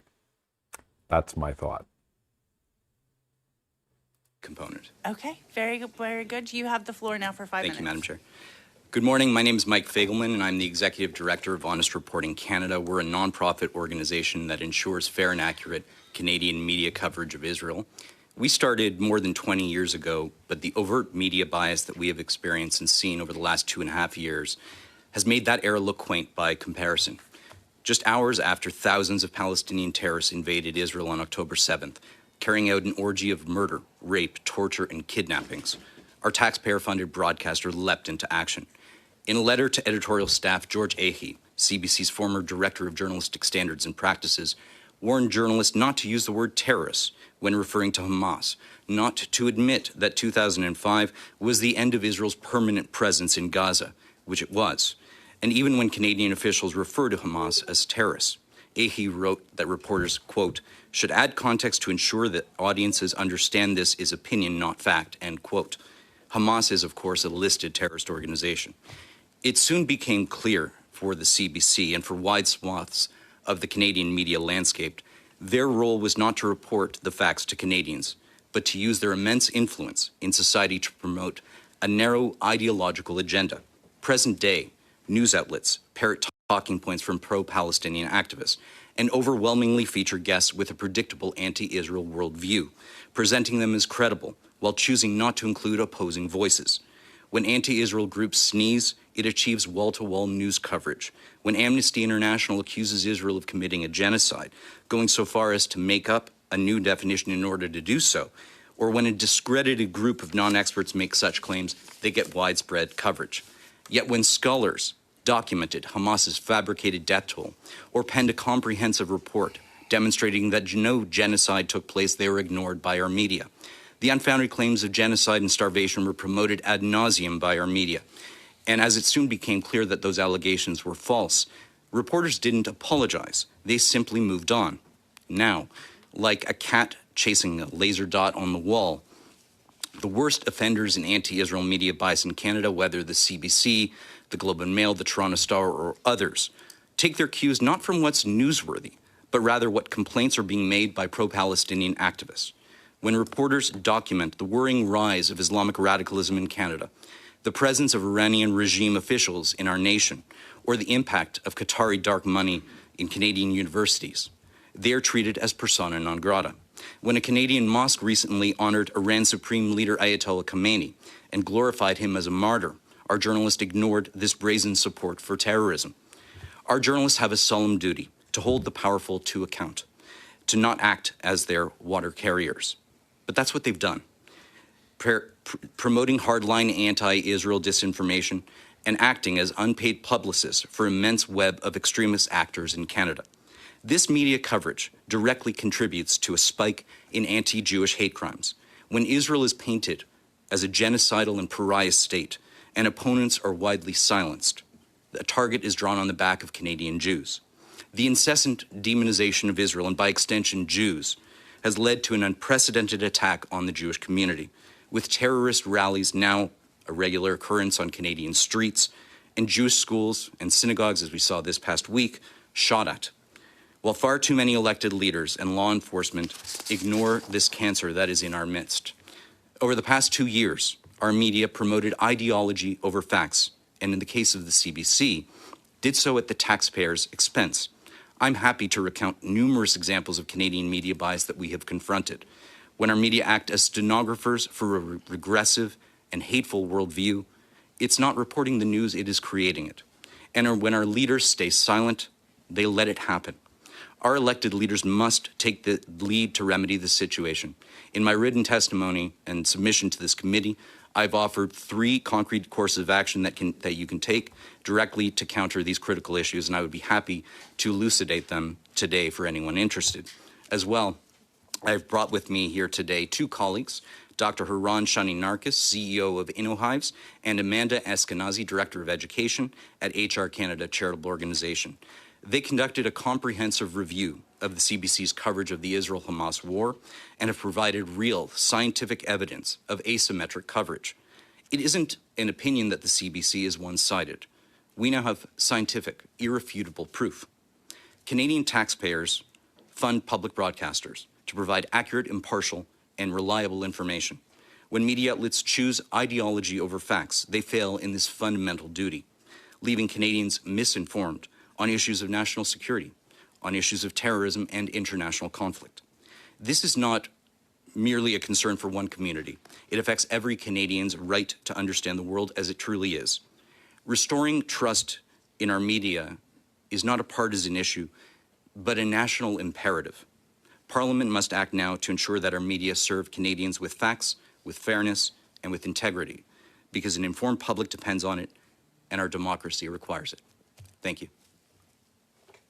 I wonder who the other And Conservative finally, called witness we have was. Paul Deegan with News Media Canada. Welcome, sir. You have 5 minutes, starting now. I've never seen so many witnesses call at once. Info Canada represent environ News Media Canada represents about 550 news titles across Canada, from independent weekly community newspapers to large urban and national dailies.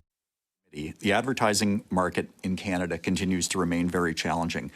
Simply put, too many ad dollars are being scooped up by Google.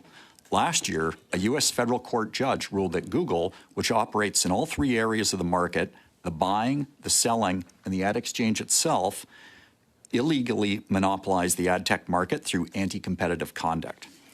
News publishers fully embrace and support the responsible and ethical use of artificial intelligence. At the same time, despite deploying bot blockers, we are seeing the theft of our intellectual property on an industrial scale. Companies like Google, Microsoft, OpenAI, which is familiar to all of you in terms of the role their employees didn't play in alerting authorities to the Tumblr Ridge incident, Perplexity, and even Canada's Cohere are ingesting, repackaging, and distributing copyright-protected content directly from published news articles. These companies aren't just providing snippets that one would find through a traditional search. They're providing very detailed summaries and passing it off as their own creation. They're depriving news publishers of audience, subscriptions, and advertising, capturing the value journalism depends on for its survival. Moreover, Google, which is dominant in search, has embedded AI-generated summaries directly into their search interface without providing publishers with an effective opt-out mechanism. If publishers want to block Google's AI crawler, they find themselves de-indexed or unable to attract traffic to their sites. News is an essential input to the knowledge economy. It helps people, businesses, and investors make better, more informed, real-time decisions. It's also a necessary input for the output of the AI companies. But the value transfer cannot be asymmetric. The user needs to pay the creator. The content theft by AI companies must stop, and government can help. First, Public Services and Procurement Canada and Treasury Board can work together to ensure that those on the government's list of artificial intelligence suppliers, and there's 100 and some odd companies on that list, sign a supplier agreement that states that they will use our material ethically with a commitment to the principles of transparency, consent, and attribution with respect to all copyright-protected source content. Second, the industry minister can ask the Comp Bureau to look into the state of competition with respect to search and AI. Googlebot should be split into two crawlers, one for AI and one for search. That would help level the playing field between publishers and Google and between other AI companies and Google. Those companies have no incentive to sign commercial agreements with publishers when Google's AI services are getting the content for free. Third, the Copyright Act should not be amended to include a text and data mining exception or be weakened in any way. Rights holders must be protected, no exceptions. On the positive side, the Online News Act, while imperfect, is working for Canadian news publishers. Prior to the Act, and in an effort to thwart it, Google and Meta did content licensing deals with a number of news publishers. Most of our members, however, were left out in the cold, without a cent. Today, whether you're a large publisher or a smaller independent, you're getting about $16,400 per year per full-time journalist. For example, the World Spectator from Moosomin, Saskatchewan received almost $80,000 last year. Prior to the Online News Act, most of our members never saw a dime in content licensing from these American big tech firms. Between the Online News Act and the Canadian Journalism Labour Tax Credit, which rewards those who maintain and grow journalism jobs, there's finally a level of predictability for business planning, which is translating into a level of stability in many newsrooms, where we are seeing investment after years of cost cutting. Both these measures should be maintained. Let me turn briefly to government advertising. Despite the government's stated Buy Canadian policy, changing its agency of record, and spending tens of millions of dollars each year, news publishers are not seeing any meaningful federal government ad dollars. Yet when a bank, a retailer, or a car company runs a national or regional campaign, news publishers do okay. That's because their chief marketing officers know we are a great way to reach and engage Canadians. So why are we only seeing micro pennies on the dollar when it comes to the federal campaigns? It's simple. The government's agency of record is doing what is easiest and most profitable for them, and that's programmatic advertising through American big tech firms. We hope the committee will recommend an advertising. Okay, this is obviously a Liberal witness, because revenue predictability, that means you're dependent on the government, that the news agencies are dependent on government funding. That's a dangerous, very dangerous model. Meanwhile, the other guy says, well, you know, journalism is an imperative for democracy. Right. So how do you maintain democracy and journalistic integrity when they're literally dependent on the government in which they're supposed to hold to account? And then this guy's saying the government's not spending any money with us. They're not spending any ads with us. They're spending it with Google. Duh. Because guess what? Nobody is going to be looking at your stuff. They're going to be looking and getting these ads on Google, and that's where the eyeballs are. They're complaining about a changing industry. And this is what IT guys at all of these companies have been just really frustrated with, because nobody's been listening to them, and they've been warned. Awesome. Thank you so much. Thank you to each of you for being here today. My first set of questions is going to go to Mr. Danraj. Mr. Danraj, I'm just curious, there was a document that you talked about in your opening remarks called Parameters for Political Guests. Would you be willing to table that with the committee? I would. Perfect. Thank you very much. Appreciated. Now, I just want to get to the bottom of this. Can you talk a little bit about any pressure that you experienced at the CBC to shape stories in a particular fashion? Sure, I can, but I do want to spend part of my time, because I am here speaking, and this is my story, but over the past several days, and even when this story initially came out, there have been other CBC employees, current and former, that have come forward to me that are afraid to speak out publicly, and they have sent me some statements. So I'd like to, if I can, read into the record some of what I have been getting from current and former employees.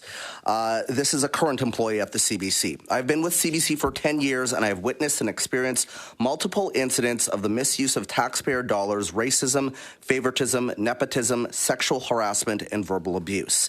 And then she goes on to outline specific examples. This next individual was someone that you would all know if I said their name. They left the CBC after a 10-year career. The end of their statement says, without exaggeration, I experienced toxicity every single day, and it was almost always from the same people. It was not subtle. It was not hidden. It was part of the daily reality of working there. She goes on to say that she was set to interview Catherine Tate on air.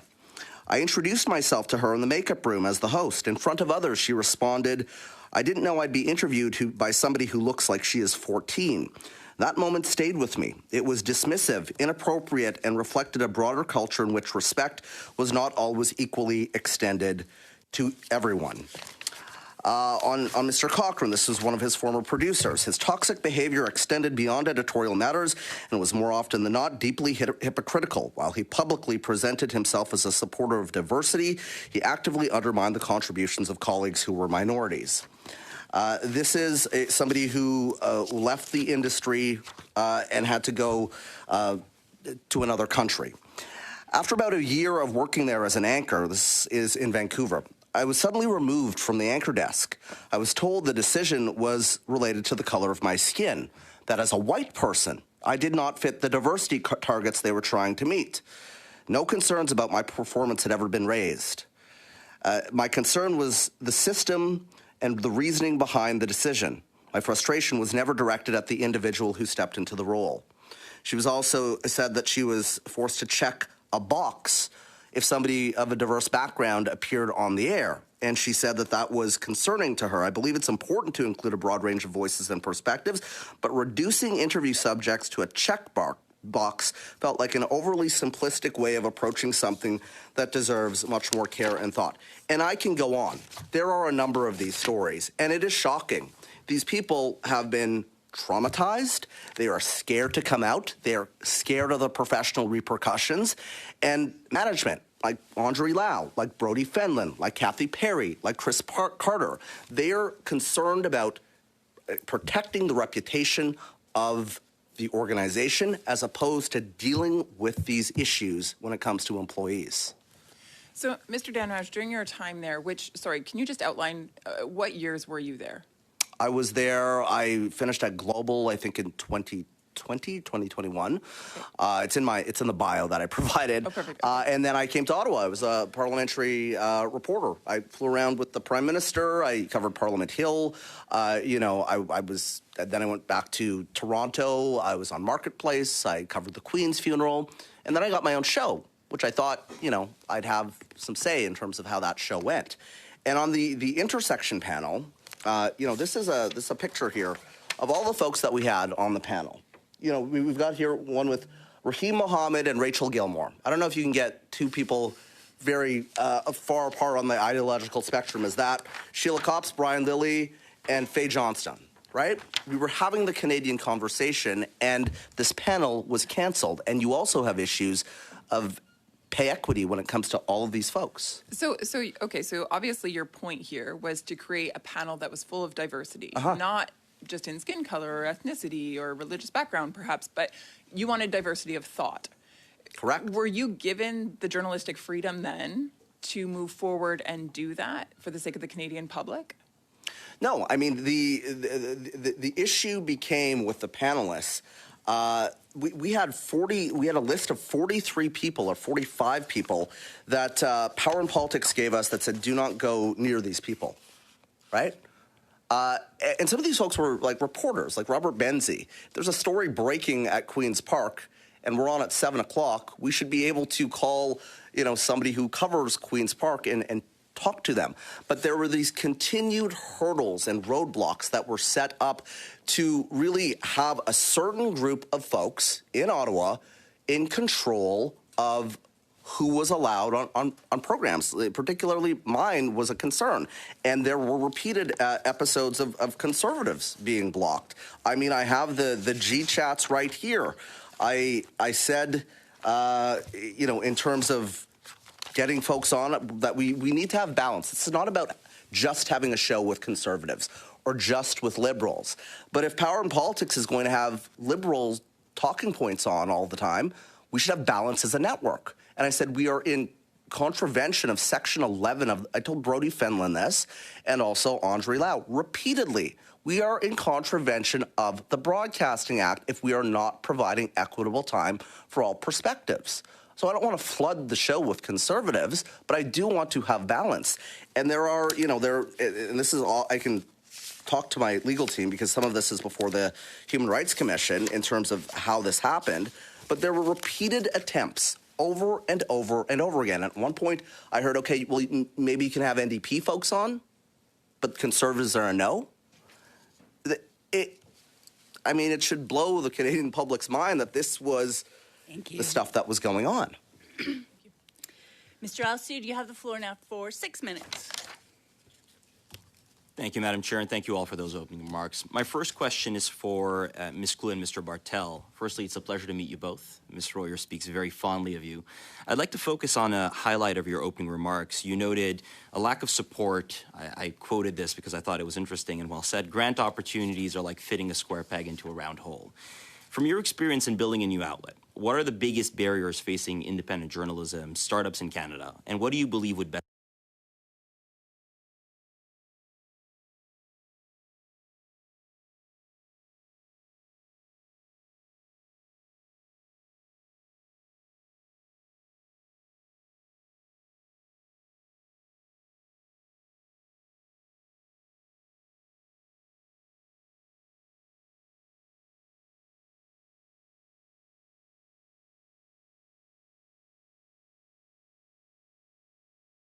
So sorry about that, folks. I had my mic muted because of Vincent was getting kind of rambunctious. So I'm going to provide some commentary if folks want me to stop and you want to hear the Liberal questioning, which I would be kind of surprised. I'm happy to do that. So just let me know. Anyway, so what is what's interesting here is Travis is firing on all cylinders. He is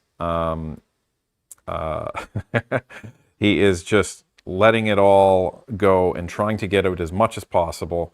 And this is the interesting thing. If you're the Liberal government, right? If you are the Liberal government, then don't you want to be asking questions to somebody who has this information and who is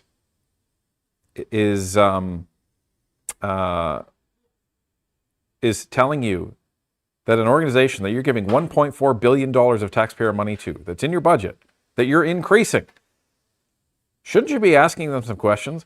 Well, that's concerning. If we're giving taxpayer dollars to this organization, then we should be asking some questions about that.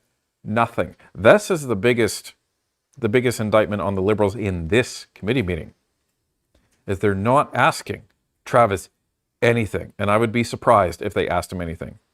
Just as they refused to ask me anything when it came to the longest ballot committee. So, but the fact that David Cochrane has been named, yeah, that's not surprising. And folks, if you haven't been watching Power and Politics lately, you'll notice something interesting. David Cochrane has been missing. Where is he? Nobody knows. I've even reached out to some colleagues at CBC that I've worked with in past lives and past companies. They don't know.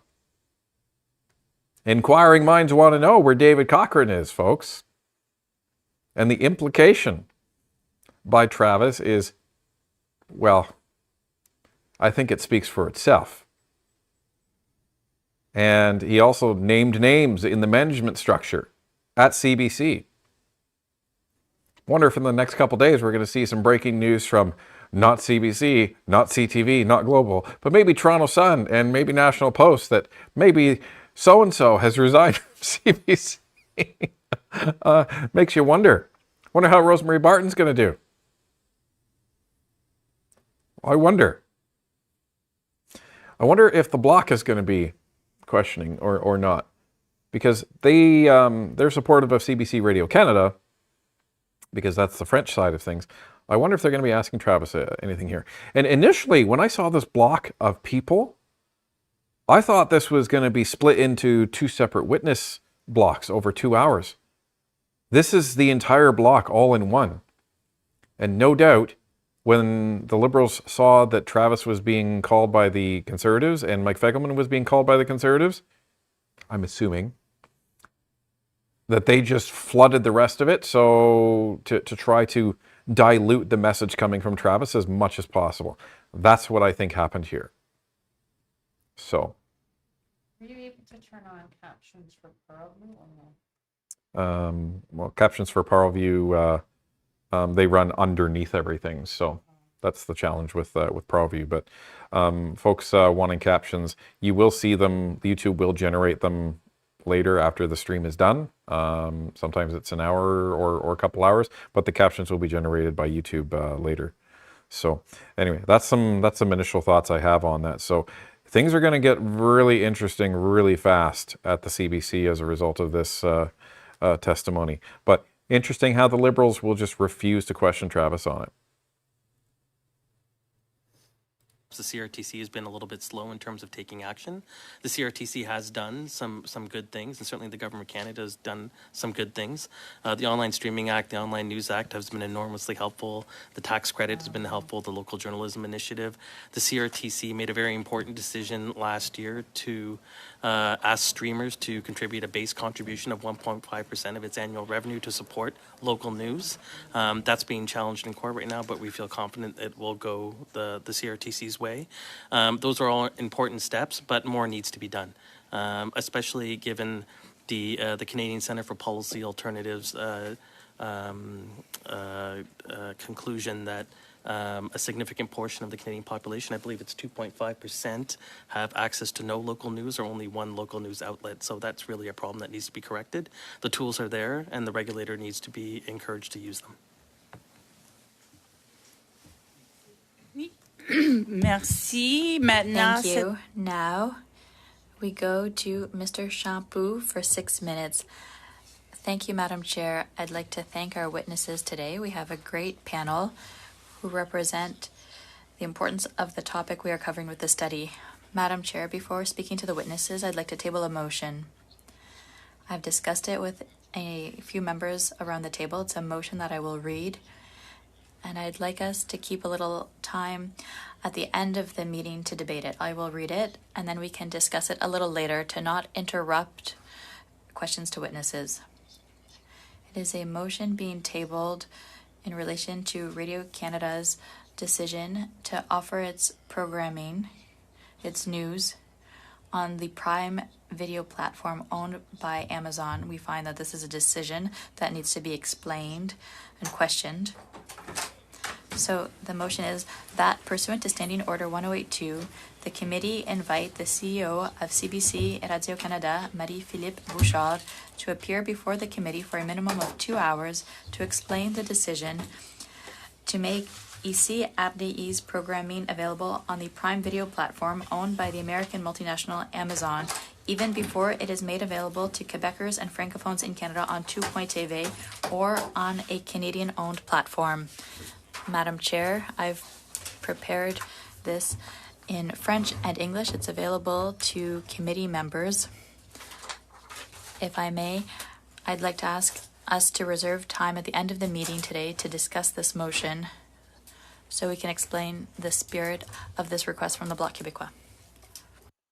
So I imagine the Conservatives are going to support that motion to bring in the CEO of CBC so they can question her on Travis's testimony and Mike Fegelman's testimony. Thank you to all of the witnesses for joining us today. I think this is an extremely important study. It's a very concerning topic, and the variety of media perspectives here are a testament to that. I'll start with Ms. Carrero, because we've heard a lot about community media, and we know that times are tough. Support isn't what is needed. I also want to ask a question to Mr. Deegan, who represents written media, but you talked about the local journalism initiative. Have you noticed a decrease in support through that program for your members? Is the support still what your members need it to be? Because I know it's essential for local coverage in Quebec and elsewhere. So what is the state on the ground for your members with the local journalism initiative? Yes, the LJI is something we appreciate. It's funding that's there for stations. We haven't noticed a specific decrease as such. Stations request it and they hope to obtain it. However, we always hope it will be renewed in time for budget 2026. That's what we are hoping for. And sometimes, even if a station has that LJI, it needs to be possible to hire someone. It's not just getting the subsidy, but being able to use it. But that's another kettle of fish, but I just wanted to mention it. The LJI is something we really appreciate, and we really hope to see it renewed in budget 2026. I'd like to ask a question to Paul Deegan as well. I know your members often use that very important program, the Local Journalism Initiative. For written media, it's very important. Andréane Larouche, the member for Shefford, received from the Val West newspaper in her area. She was told that the funding had decreased by 30% this year, which has a huge impact on small written media in the regions and community outlets. Is this a concern you've seen at News Media Canada? Oui, pour les journaux de... Yes. For newspapers, it's about 37,000 per journalist this year. But we have about 200 journalists under this program. It's very important for weeklies and other independent community media. Have you heard from your members that the program was less generous with them this year? Yes. So there's still the expectation that this program would be increased, which is necessary to address media deserts. Media deserts, news deserts are everywhere. Thank you very much. Back to you, Ms. Carrero. We heard earlier about artificial intelligence, and this will be coming up often in the study, surely.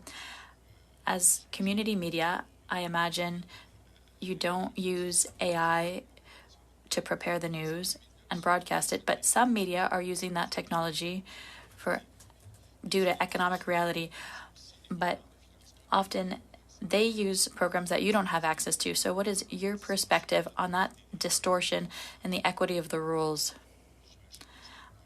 I imagine it wouldn't be a cause for celebration. Correct. I think you are correct. Community radio is based on principles that they try to keep up. And if there are people who could use AI, it would be community radio stations because they don't have staff. They don't have the necessary funds. But it's not consistent when we see that others can benefit from subsidies. So this is a real issue. We need to maintain our mission. Those tools are there. We can't deny it. But we would like to have assistance in that regard. A question to everyone. For advertising from the federal government, the transfer of advertising from traditional media towards digital media since 2019, I've been in this role, and since 2019, the same thing has been asked, that the government spend less on foreign digital media and more on traditional media. The Friends of Canadian Media have been talking about that for years. I'm sorry, Mr. Chapu, but your time is up. There's no time for an answer. You can answer a little later. Thank you. The next time, perhaps. Mr. Diot, you now have the floor for 5 minutes. Thank you, Madam Chair. Mr. Dunraj, I found your testimony quite fascinating. I was a journalist for myself for 30 years. I was also a national director of the Canadian Association of Journalists. Journalism has indeed changed. You noted that you used to sit down and watch Knowlton Nash as the voice of, a trusted voice. I also remember Lloyd Robertson as a kid watching him. Peter Kent, Stanley Burke. Ironically, Peter Kent stepped down in 1978 after criticizing political interference from the Liberal Prime Minister. So the CBC does talk about being diverse, inclusive, fair and balanced, yet one of the CBC's premier segments is something called At Issue, which features Toronto Star journalist Chantal Hebert, Athila Raj, and Globe and Mail journalist Andrew Coyne. In what universe is this diverse, fair, or balanced as a news panel? Well, I mean, the National makes their own decisions, I suppose, in terms of who they put on that panel. And it's Rosie's panel, so Miss Barton's panel. So I guess you can have to talk to her about the editorial decisions. But what I was attempting to do on this program was have that diversity of opinion. And, when they canceled the panel, I sent in a note to panelists asking for feedback. And I was disciplined for that. And I just want to talk about this NDA that I got, because it's important, because I was raising concerns about editorial, and I was slapped with this NDA here, which is a practice that the CBC is using frequently, which was raised by Dave Seglins, and you guys all have the paper. Danraj has considered whether he has a human rights complaint with respect to the issues in dispute, and by his signature below confirms that he does not. Further, he confirms that he seeks no right or remedy under the Canadian Human Rights Act as amended with respect to the issues in dispute, and any such claim is barred by this agreement. That should be shocking to every member on this committee.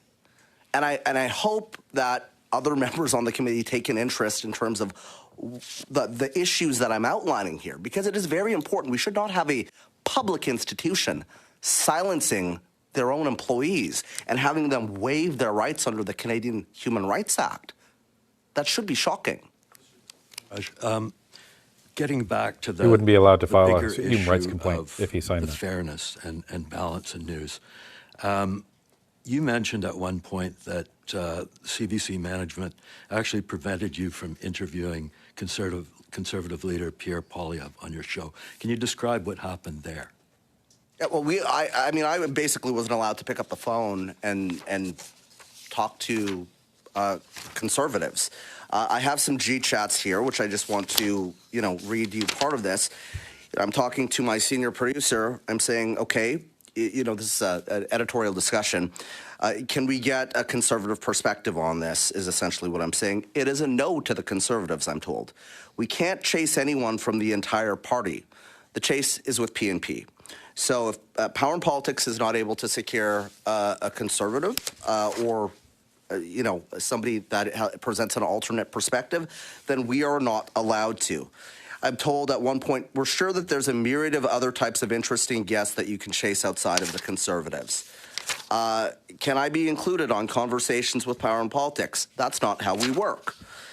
I say to management, by playing petty office politics, we feed into conservative narratives that we have a bias against them.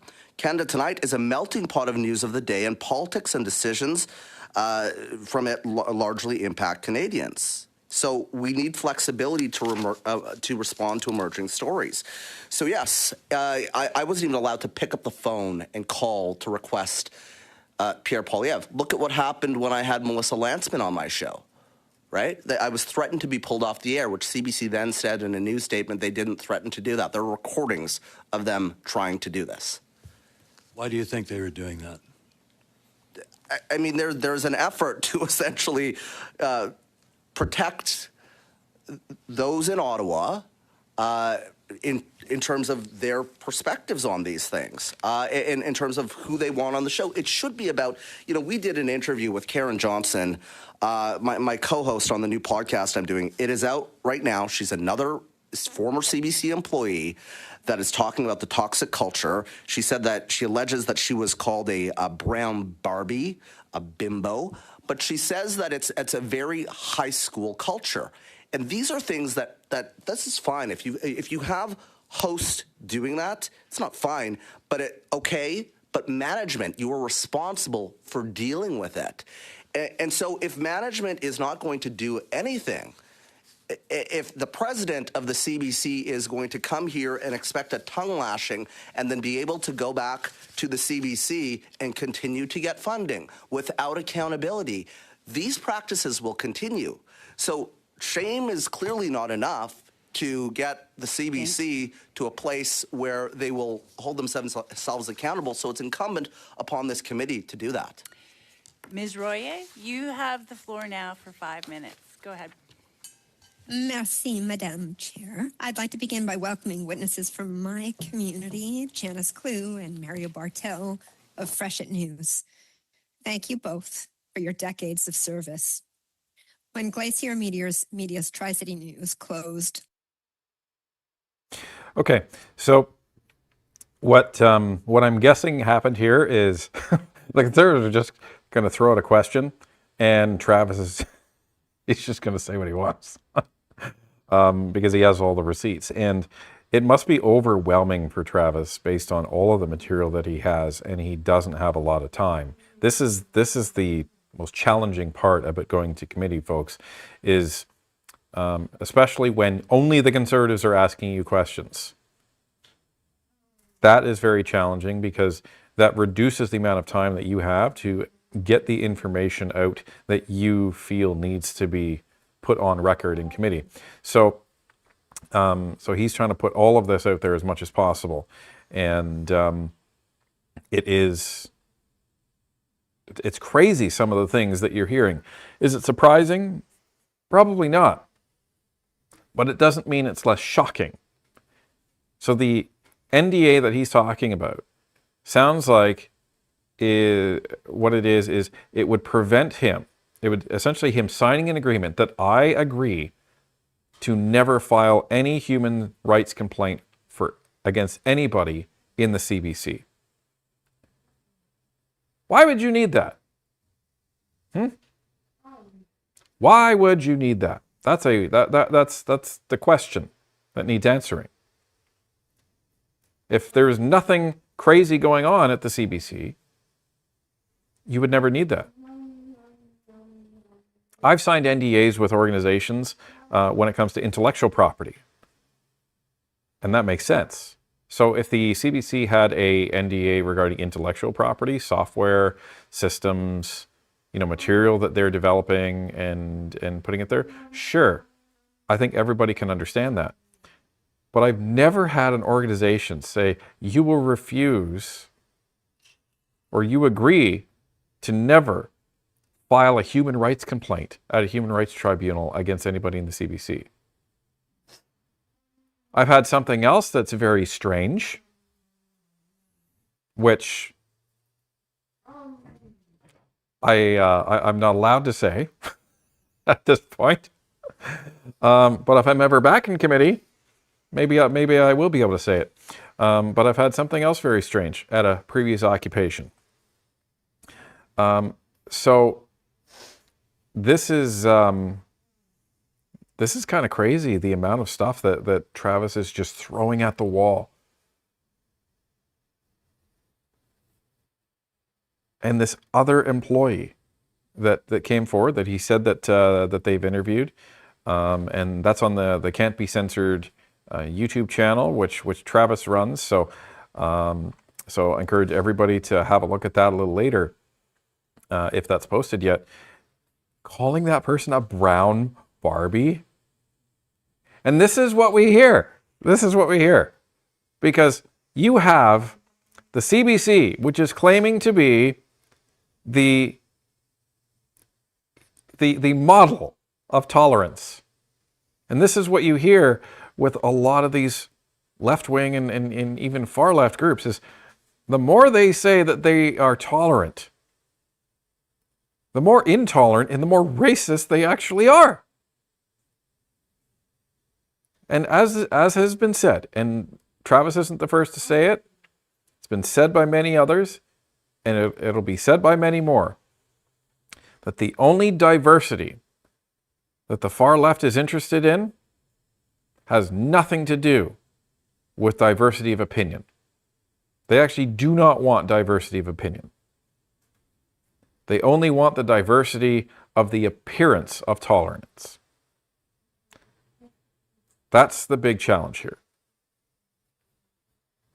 I'm guessing they had some technical difficulties here. To pass la parole à Monsieur Tumba. The floor goes to Mr. Tumba for 5 minutes, starting now. Okay, so basically their remote liberal person ended up disconnecting is the sounds of it. It won't be long. I'm assuming he's still going to not ask Travis any questions. I'll start with Ms. Carrero. Thank you for your presentation. Yeah, probably not. So I'm just going to get through some of the administrative things here, and that'll catch us up to date, if everyone's okay with that. So I don't know if YouTube will be skipping anything, so if it does, my apologies. Lazarus for $5, CBC and David Cochran and Rosemary Barton must be seething about now. Yeah, I imagine so. And if David Cochran is on any sort of administrative leave, he's seething from home. And this is Empress Janice for $10. Thanks, Ryan and Tanya. Not all liberals can be uneducated. If we got rid of MSM, lots of those liberals would switch sides. This is critical in so many ways. Hopefully liberals are watching. Yeah, I would say the liberal swing voters, 100%. That's absolutely bang on. And I think they're, again, they watch CBC, they go to their jobs, they do what they need to do. And they're just assuming CBC is telling them things and they're assuming it's correct. And they haven't seen any other perspectives telling them that it's not. And when you're barely paying attention to politics and you're barely paying attention to Ottawa and you're barely paying attention to the government, it's understandable. A lot of Canadians are in that position. So if that was actually balanced, all these Canadians would have a very different perspective. And I love that Mr. Engelman or Fegelman brought up this point of the CBC has been putting out very biased coverage, even against the Jewish community. So is there any wonder that hate crimes against the Jewish community have been on the rise? Duh. So this is what they're bringing up. So absolutely. And this is the danger of having government-funded media and having them take an ideological position. Because you're going to influence how people are viewing things. And it's what happened in the last election as well. When the Liberals had their leadership race, it was wall-to-wall Liberal coverage. NDP has their Liberal leadership race. Or sorry, the NDP has had their NDP leadership race. It's been barely talked about. Where's the wall-to-wall coverage on that, CBC? And we have Gokodani for $5. Made it. Greetings from Earltron. Well, thank you very much for making it. And Randy from Northern Perspective. Randy from Northern Perspective joining as NP supporter. What are you doing, Randy? Thank you very much. And Food Journey for $14. So glad you are streaming this. Well, thank you very much for joining us. And we have GeoJib dropping a Northern Perspective membership. Thank you very, very much for that. And Jim Ross for $5. Get a bunch of verbal mud throwers to dirty the water so the witnesses overwhelm those who are highlighting government interference, obstruction, obfuscation only. Yeah, absolutely. That's why there are so many witnesses here, to try and dilute things. And our trick for member for 6 months, easiest way to say thanks is by hitting the like button and ringing that bell. Absolutely. Thank you very, very much for that. And Lazarus for $10. Countries that have state-funded media, Google it, and the AI overview alone will show you the countries that have it. Not exactly democracy running those countries. China is huge in defunding it. They absolutely are. And this is Richmeister, member for 30 months. No matter what this hearing uncovers, radio silence will follow from the mainstream media. I imagine so. I would expect something from the National Post. I would expect something from the Toronto Sun, but I agree. I would be surprised to see anything from any of the other ones. And you certainly won't hear this on Power from Politics today. And Janet Gage for $5. Haha, after a day after C11 could no longer receive my local news, so I went to YouTube and found NP and others. There you go. And Randy from Northern Perspective with a $5 super chat. In the US, NDAs can't be used to cover up illegal acts. Is that the same up north? I believe so. I believe you cannot be sued for that, but I'm not a lawyer, so I cannot be 100% on that. And Jessica Van Loop for $7. Interesting idea. You guys should hire Karen Johnson as your meteorologist reporter. NP could use one. It would be live CBC in shambles and panic. Yeah. Yeah, if we ever have a job opening for a meteorologist, yeah, Karen should apply.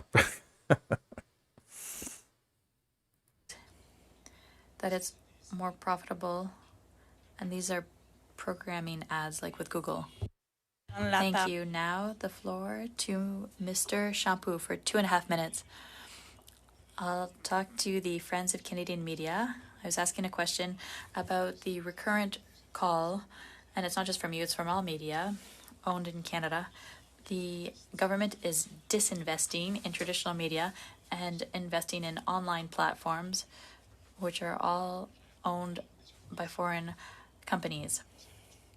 So, do you think at some point the government will understand that part of the survival of our media depends on advertising by government, regardless of the level? But here we're talking about the federal government, which spends a lot of money on digital platforms compared to what it spends on traditional media. What is your position?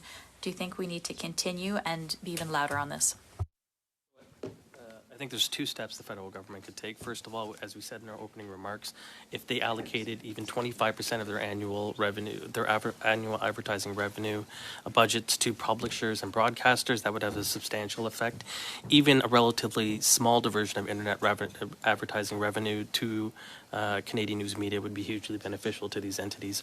Over and above that, as you mentioned earlier, the advertising deductibility issue has been something that Friends has been raising for countless years. We issued a report in 2017 and 2018 called Close the Loophole. I encourage everyone in the room and on the committee to Google the report and listen to it. This has been a long-standing issue. We think it's a simple, clean, easy measure that has a very successful precedent in traditional advertising, would actually raise money for government rather than cost money. We haven't really seen any serious arguments against it. And quite frankly, the precedent has been in place since the 1960s. We think it would continue to be effective. Madame Carrero, ce que ça représente comme... Ms. Carrero, what would this be for community radio stations? It's a matter of survival for how many of your members, in your view? All of them. All of them. I'll say it again. Subsidies don't allow for their survival. It's advertising revenue to a greater degree. And there have been election campaigns. We saw it last year from the federal government. There was nearly nothing that was invested. Nothing was invested in local media. And yet the message would really have gotten through. But it's necessary for all radio stations. Thank you very much. I imagine it would be the same thing for written media. Weeklies are affected by this as well. Yes. In Ontario, the government of Premier Ford, the Conservatives, give 25% of their advertising budget to media. Thank you. You have the floor now for 5 minutes. Thank you. Mr. Downage, I'm just curious, in your other remarks, or your previous remarks, I should say, sorry, you mentioned that there was a blacklist of, I think you said 45 people who were not permitted to appear on the CBC, and that this list came down from management. Would you be willing to table that list with committee today? Yes. Okay, thank you. Mr. Downage, I'm curious, during your time, or do you have knowledge of the PMO, the Prime Minister's office, ever talking to the CBC with regard to how a news angle should be covered or taken, or content that should be reported on? I know concerns were raised. I know concerns were raised from people that were on Power and Politics. I have documentation related to those concerns being raised. And I know that the folks that raise these concerns, they're fearful of, exactly the same thing that all these other folks are fearful of, right? Professional reprisal. But I also know that this was raised repeatedly. And whether or not there was influence from the former Prime Minister's office in terms of editorial decisions that were being made on Power and Politics or not, even the allegation of that on its face needs to be investigated. And from my understanding, and CBC can put out a statement correcting me if I'm wrong on this, I don't think that there was ever an investigation. That is a serious concern, right? I mean, if there are repeated, allegations made about perhaps there's too much influence here. Now, let me just say this as well. I was a reporter in Ottawa. I've been at Queen's Park. I was the Queen's Park bureau chief for Global. Reporters have sources. We all know that. But there's a line where that leads into editorial decision-making, and you have to make sure that that is clear. And if there's even an allegation that may have been crossed, you have to look deeper. I guess to that end then, we know that public trust toward the media in general is on the decline. We know that that is true with the CBC. There's no exception there. In your mind, then, is that lack of trust justified? I think that right now, the CBC, by continuing to put out statements and to come to these committees and say, yeah, we might have a little bit of a problem, but, overall, we're not biased. That's gaslighting Canadians. Canadians can see that this is an issue, right? And this is folks have accused me of coming here being a cheerleader for the Conservatives. I am not a cheerleader for the Conservatives. I'm sorry. I'm not a cheerleader for the Liberals either. I was trying to do my job as a journalist, and part of that is being balanced. And so when you have, when I was pulled into these disciplinary meetings, I was told that it was editorializing because I put that Catherine Tate wouldn't come on the program, and it's unfortunate. This is unfortunate, was editorializing, right? And it was perceived bias. There's a lot of perceived bias going on that I don't see any discipline around. So I think CBC needs to have, a wake-up call here in terms of accountability. And really, that's incumbent upon this committee. I have made recommendations. There are 11 recommendations in terms of how to, move some of this forward. When it came to Mr. Cochrane, this is during the convoy, for example. We were talking about Tamara Litch, who was an individual who was involved in the convoy. We were doing a story around that. And off-the-hand remarks can be made at times. And I said, I think that she has a couple of different last names. People who live in trailers usually do. Okay, off-color remark. But if this is a pattern, right, you have to, if your staff on your own show are raising this, if people are leaving the program, you have to look a little bit deeper into it, as opposed to pulling me off the air for saying it's unfortunate the president didn't come on the show.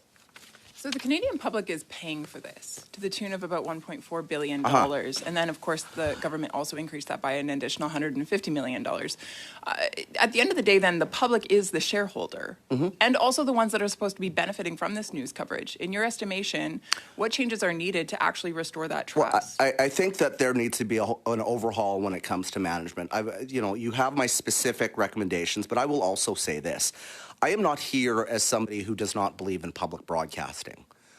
I was on Jonavision. I started as an audience coordinator when I was 19 years old at the CBC.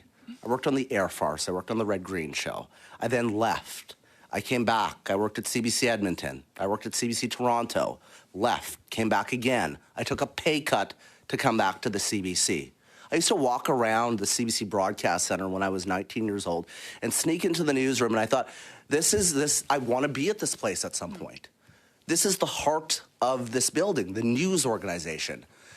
And it has gotten so far away from what it was. The CBC should not be a polarizing force. It needs to bring Canadians together, and it has the infrastructure to be able to do that. But until there's a recognition of the problem from management, nothing will happen. And they fail to recognize this. I would be willing to sit down tomorrow with the new president to talk about some of this stuff, right? But good people are leaving, they're being forced out, and their concerns are being dismissed because it's about protecting reputation. Well, here's some news. I don't have to be wanting to destroy the CBC because management and executives are doing a great job of that on their own. Thank you. We're going to try one more time with Ms. Royer to see if we have sound now that you have a new headset. You have the floor for 5 minutes. Okay. So, wow. Off-color remark, yeah, that's one way to put it. People who live in trailers usually do. Wow. I think that's the first time I've heard that Cochrane said that. And probably for many of you as well, because nobody watches CBC. Wow. That is disgraceful. I've actually heard of people fired on radio for making a off-color remark like that. There's somebody that was removed from one of the CBC shows. Used to talk about hockey for saying "you people." Can anyone remember who that was? So apparently "you people" isn't, is way more off color than saying people that may have more than one last name, people who live in trailers usually do. Holy. And then the biggest bombshell so far, folks, is the fact that, again, we've all kind of suspected this, but when you hear it, it's very different. When you hear that there was concerns and allegations that there was interference coming from the Prime Minister's office trying to affect the narrative of the CBC. So Travis was very careful there not to say, yes, there absolutely was, which I think was wise of him. But what he did say is there was concerns. There was concerns raised and there was no investigation about it. That is crazy. So yes, I imagine the Conservatives are going to be all on board with the block motion of calling the president of the CBC in for discussion. They can call her in for a discussion about, putting CBC Radio Canada on Amazon Prime, sure. But the questions from the Conservatives will have nothing to do with putting CBC on Amazon Prime. Let me tell you that, folks. But my goodness. And look at this. Liberals are not concerned about this whatsoever. If they valued the fact that the CBC was supposed to be doing its job as a balanced organization, which is what Travis is saying, why are they refusing to answer or ask him any questions about this? They're the ones that are approving the $1.4 billion. Don't you think you should be asking the guy that is bringing this evidence forward? And come on, Travis is a journalist. He's not coming into committee just with off-the-cuff accusations. He has a whole binder. And in that binder is evidence. So the fact that the Liberals won't even look at him. And no doubt this is just the start of all of the information that he has. But the problem is because nobody's asking him any questions but the Conservatives. There's a very limited window to actually get this information out there. So I guess the good news is that there is going to be, this is a 2-hour meeting. So there are these different rounds that the Conservatives get to use and continue to question him. I kind of feel bad for Mr. Feigelman because he's not getting any questions. It'd be unfortunate to kind of gear up to go to committee and you bring 2 colleagues with you, and unfortunately nobody's asking you any questions. I don't blame the Conservatives for not asking them any questions because there's so much that Travis has. But at least what Mr. Feigelman did bring is submitted to committee. It'll be in their package, and they will be able to actually go through it. But my goodness, the rot is so deep. And again, this is probably just like scratching at the surface of what's going on at the CBC from what we're being led to understand. Absolute insanity. So good on Travis. I think he's doing very well. And I'm hoping that he's going to get a few more rounds in. We'll see what happens. We're at approximately hour and a half in, I think. So it's possible there'll be about 30 minutes left You should get one, hopefully two more rounds of questions from the Conservatives in, so we'll see. The journalists have to be in the room at the school board meetings and at the city halls and in the courtrooms. And when people say AI can take over the job of journalism, I think they don't understand what journalism is then, because AI can't be in those rooms. Mrs. Thomas, you now have the floor for 5 minutes. Awesome. I'm going to ask one quick question and pass it off to my colleague. My question is for Mike, Mr. Figgleman, or your colleagues. And my question is this. You made a statement with regards to linking the safety and security of the Jewish community here in Canada to biased coverage from the news media. And I would like you to take a moment and just expand on that in terms of the consequences that are there. Sure. Sorry, you cut out there for a second. I'll speak to a bit of a portion, then I'm going to hand off to my colleagues on Zoom as well. The first thing is what's reported today becomes domestic and foreign policy tomorrow.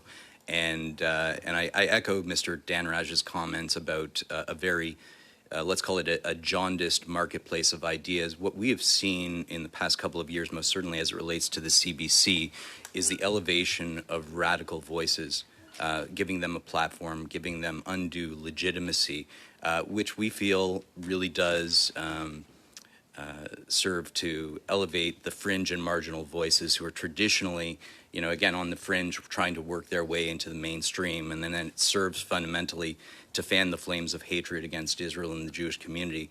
More specifically, HR Canada Charitable Organization and InnoHives did a long-term 2-year study on the Hamas-Israel war, which found that there was this asymmetry in the CBC's coverage. Most specifically, that it elevated radical voices like Independent Jewish Voices, which is a radical anti-Zionist hate group. And giving them this platform, again, it bestows this kind of credibility which they don't deserve. But I'll allow Dr. Haran Shaninarkis and Amanda Eskenazi to speak in more detail about their work. So I'll just say briefly, first of all, thank you. Thank you, Mike. Can you hear me right? Hopefully? Okay. So I'm here as a scientist, and if there are any questions about the research we conducted, I'm happy to answer. I'll just say that taking into account the asymmetry that's already inherited in the Israeli-Gaza war, we found some very troubling evidence showing, for example, how the CBC is using headlines in order to promote one side of the story, such that even when you compare that to the actual reporting by the CBC Madame la and the way Présidente, il y a un enjeu avec l'audio, encore une fois. Madam Chair, there's an issue with the audio. The interpreters are struggling to interpret. Okay. I'm sorry, we don't have good sound for your intervention there. Is that better right now? Or if not, maybe Amanda can take that? Is it? I'm sorry, no. Okay. Okay, maybe I can try to speak to this then, and just sort of offer one final thought on this, that, my colleague Haran is a scientist, and he deals with data and numbers and, objective truth. I'm also a scientist, but a different kind. I'm a social scientist, and I look at behavior and trends and sort of human behavior and how people react to what it is that they see in the news and what they are presented with.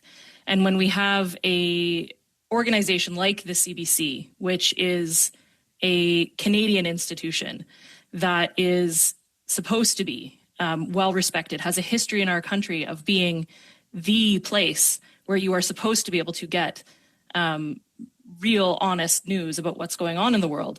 And they are beating a very one-sided drum, a very one-sided narrative. And that's what's being offered to Canadians.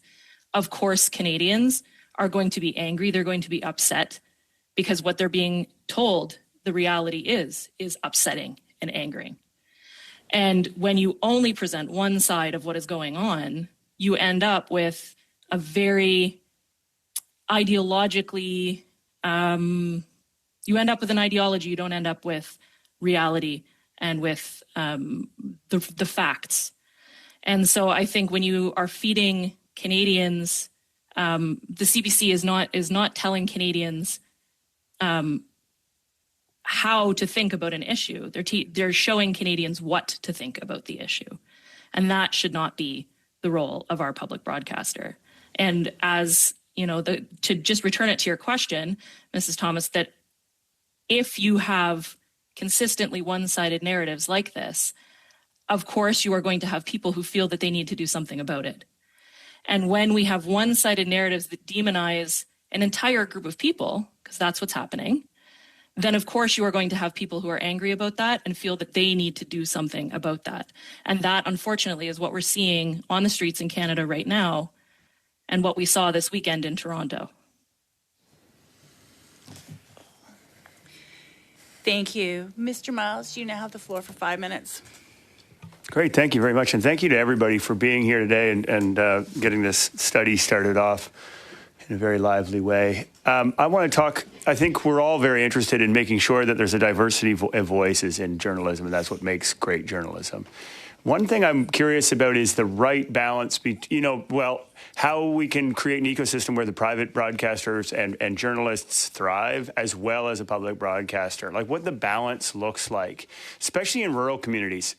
I find that one thing, and I think it speaks to what's been mentioned, is that often rural voices are not actually, particularly as more and more newspapers in small towns close, more and more radio stations in small... Again, listening to what everybody's saying, except Travis, but I'm listening to what everybody is saying, so let's not talk about that. But I'm glad that Mr. Fegelman and his folks got some airtime, and this is one of the challenges that sometimes we see in committee and we see in the House. The sound that we hear through the broadcast can be fine, but for some reason that same audio going to the interpreter group doesn't actually come through. And we've actually seen multiple examples of this. For some reason, I don't know what the technology guys have done in the background when they're routing the sound, but evidently from one of Mr. Fegelman's colleagues, his sound wasn't getting through to the interpreters. Therefore, they couldn't translate it. So therefore, he wasn't able to speak. So. I don't think there was any filibustering or anything like that going on. I think it was an actual technical issue, because if there was, if they wanted to prevent them from speaking, they would have raised the same issue with the other person as well. So this is what happens sometimes. So, but I'm glad that they were able to be posed a question and be able to talk about it. And that last witness nailed it, said that Canadians are not supposed to be told what to think. And this is what they do all the time, and we've talked about this. When they use phrasing like, oh, well, Canadians will say this, Canadians think this, Canadians don't take this seriously. That's a roundabout way of telling them, Canadians, this is what you should think. And you've heard it from people at the Globe and Mail, you've heard it from people at the Toronto Star, and you've heard it from multiple panelists, and you've heard it from the CBC folks themselves. And it's gross when they do it. It's blatant. You can say polls show on this issue that X amount of Canadians say this. You can say that, fine.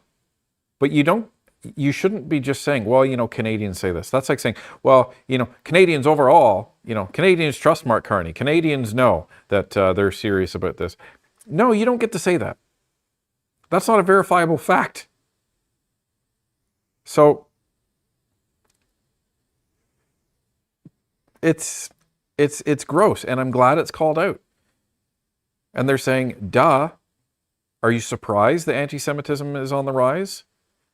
When there's blatant bias in the coverage of what's going on with the Palestinian protests and the hate crimes against the Jews? When all you show is Israel's the bad guy, what, you clutch your pearls when people start believing that, oh, well, Israel's the bad guy, therefore all Jewish people are the bad guys, and hate crimes increase? There's complicity in that. We've talked about that. And it's not just that issue. Everybody knows. And I know I'm not saying anything that is surprising to anybody, because we've talked about it many times before. In that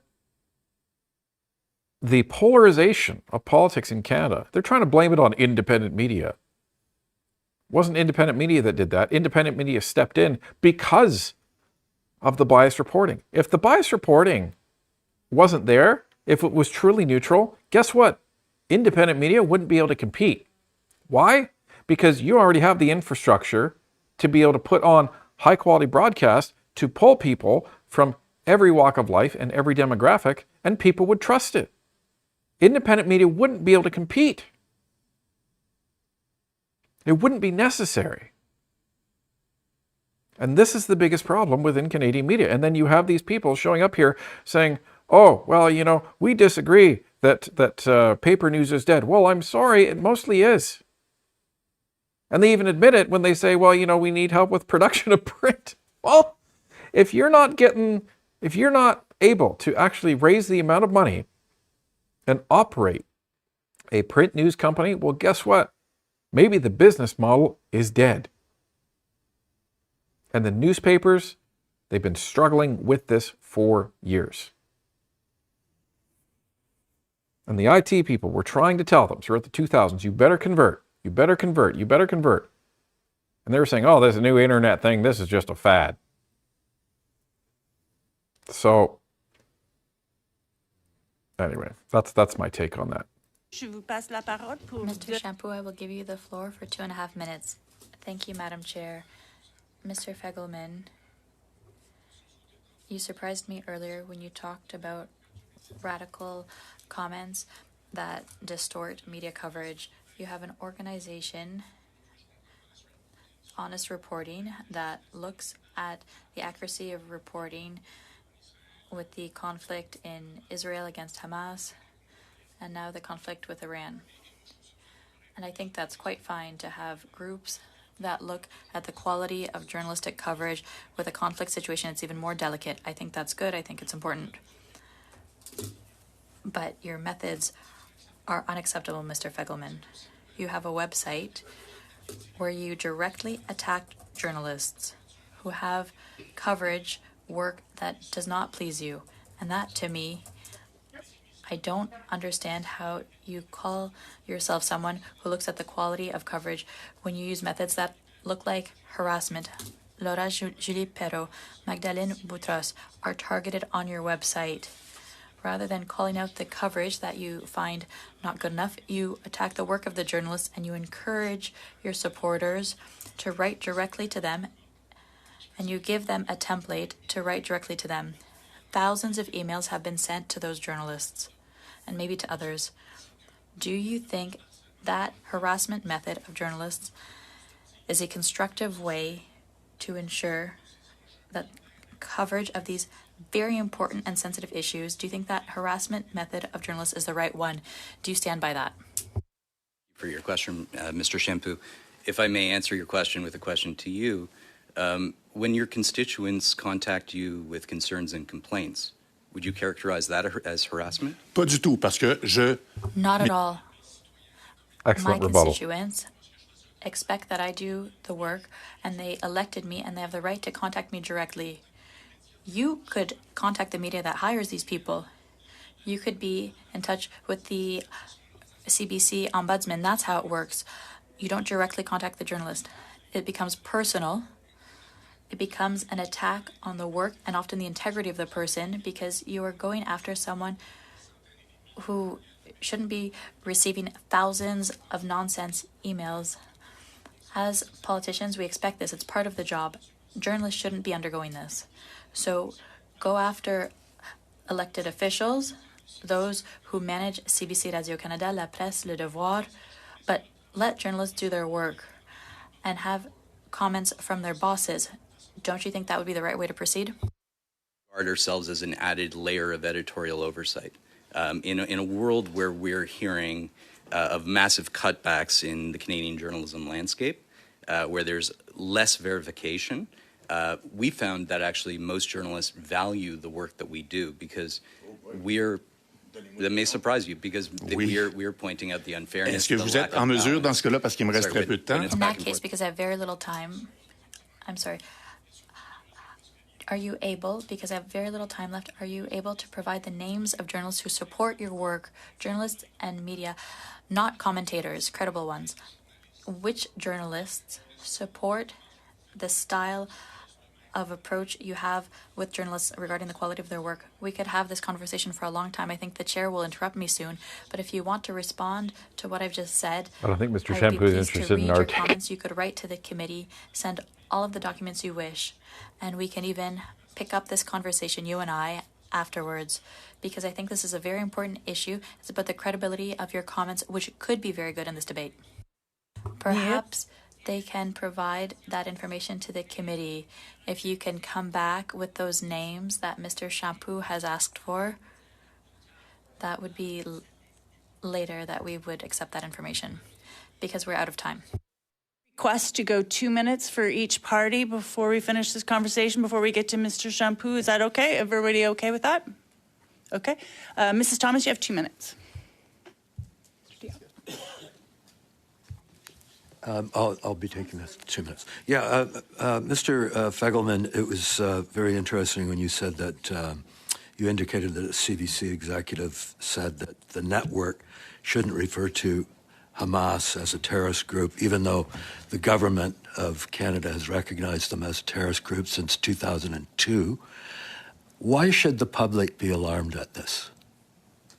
Well, in the Canada Gazette, it is publicly listed that they are a terrorist group. Their day job is to strap a suicide vest on themselves and with the intent of maiming and murdering innocents. When our media sanitize language, it effectively legitimizes the actions, or at least it distorts. People aren't fully aware that what these people do, what their intentions are, is to wipe Israel and Jews off the map. So it is really misrepresenting the facts on the ground. Language matters. Diction matters. Now, your organization did do a deep dive into the coverage that happened throughout CBC since October the 7th. Can you just reiterate some of that coverage? And you allege it was highly biased. Well, I'd like to recount a couple of examples of CBC bias that we've come across. The first, on February 16th, CBC Radio Canada's correspondent Elisa Serrett, who was later suspended, uttered an anti-Semitic trope on air when claiming that, and I quote, the Israelis, in fact the Jews, finance a lot of American politics and control a big machine. It's a clear-cut anti-Semitic trope. CBC continues to use reporters who've expressed radical anti-Israel views. They have a journalist named Sarah Jabakanji who in 2021 signed an open letter boldly proclaiming that there should be more pro-Palestinian coverage. That's just at the CBC.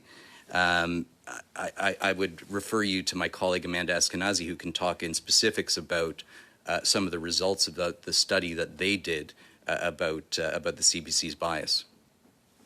Thank you. Oh, sorry. We just have 2 minutes for everybody. It's a really quick, it's like, we call it the lightning round, kind of like a game show. Mr. Miles, you have 2 minutes. Sure. You know, I think I'll just go right back to Paul because we got a little interrupted. I'm sorry to keep on going back at you, but because I'm curious about this advertising piece, because it. Curious about this advertising piece. I'm not curious about anti-Semitic information and potential anti-Semitic policies going on at the $1.4 billion taxpayer broadcaster. Not interested in that at all. Even though I was just given information about that. Even though I voted just recently on a budget that would give them that $1.4 billion and a potential raise. Not interested in that at all. Anthony Housefather and the other liberals that are Jewish in the government, are you paying attention? What do you have to say about this? But your colleagues aren't interested in this at all.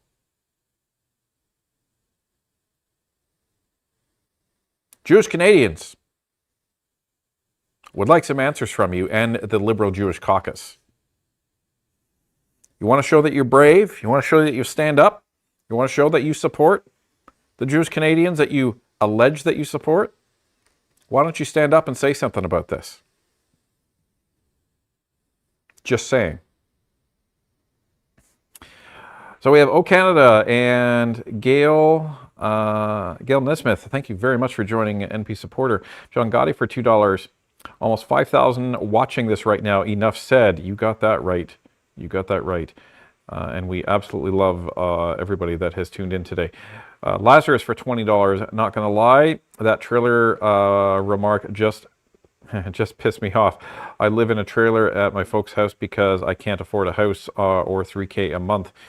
Ignorant POS. I work well over 60 hours a week, can't afford to live alone. Right? Completely ignorant remark.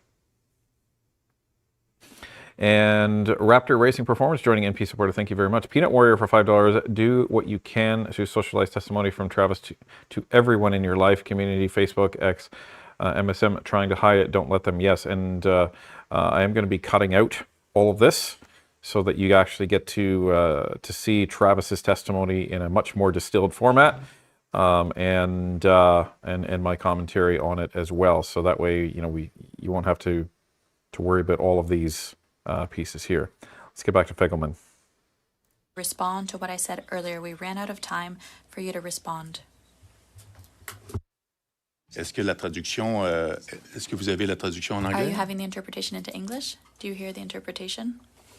Testing on the English channel. We want to make sure that our system is working properly. Is it that you can't hear or that there's no translation? I can hear the translation. English channel. If I speak, can you hear the English? Is the English interpretation coming through? Is there a problem? Testing on the English channel. 1, 2, 3. Testing 1, 2, 3. Can you hear me? Interpretation into English. Is this working for you? Can you hear? Okay. Okay. I didn't have my microphone on. Is it working now? Is it working better? Okay. Allez-y, Mr. Shampoo. Go ahead, Mr. Shampoo. My question wasn't really a question, Mr. Fegelman. I was giving you the opportunity to respond to what I said earlier. We were interrupted. We ran out of time.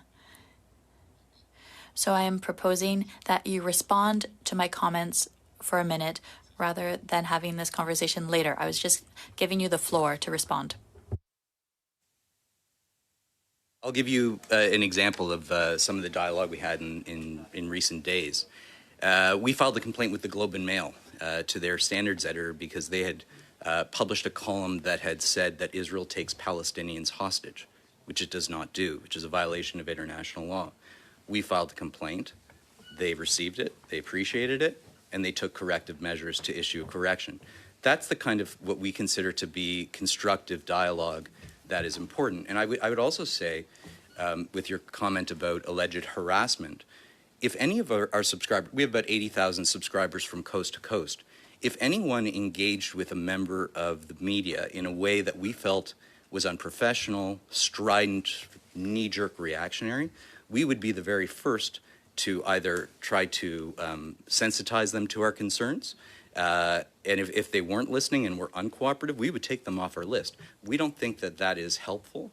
We think it's actually quite counterproductive. Donc, si les journalistes émettaient, excusez-moi, si des journalistes... So if journalists told you they were embarrassed, they were bothered, there's little time, but if journalists told you, we don't agree with the way you're operating, we'd prefer for comments, criticism, discussion of that nature be done with the editors or the bosses of newsrooms rather than journalists directly, you would be open to that? You would be open to that dialogue? We're certainly open to any kind of dialogue with any different leverage point in the Canadian media landscape. Our challenge, though, is what we oftentimes encounter is window dressing of accountability and evasive efforts in terms of implementation of journalistic standards. Meaning we could bring a grievance to a journalist editor and they may not reply and are totally evasive. And we think that that's quite problematic. So I think there is a necessity for an oversight mechanism.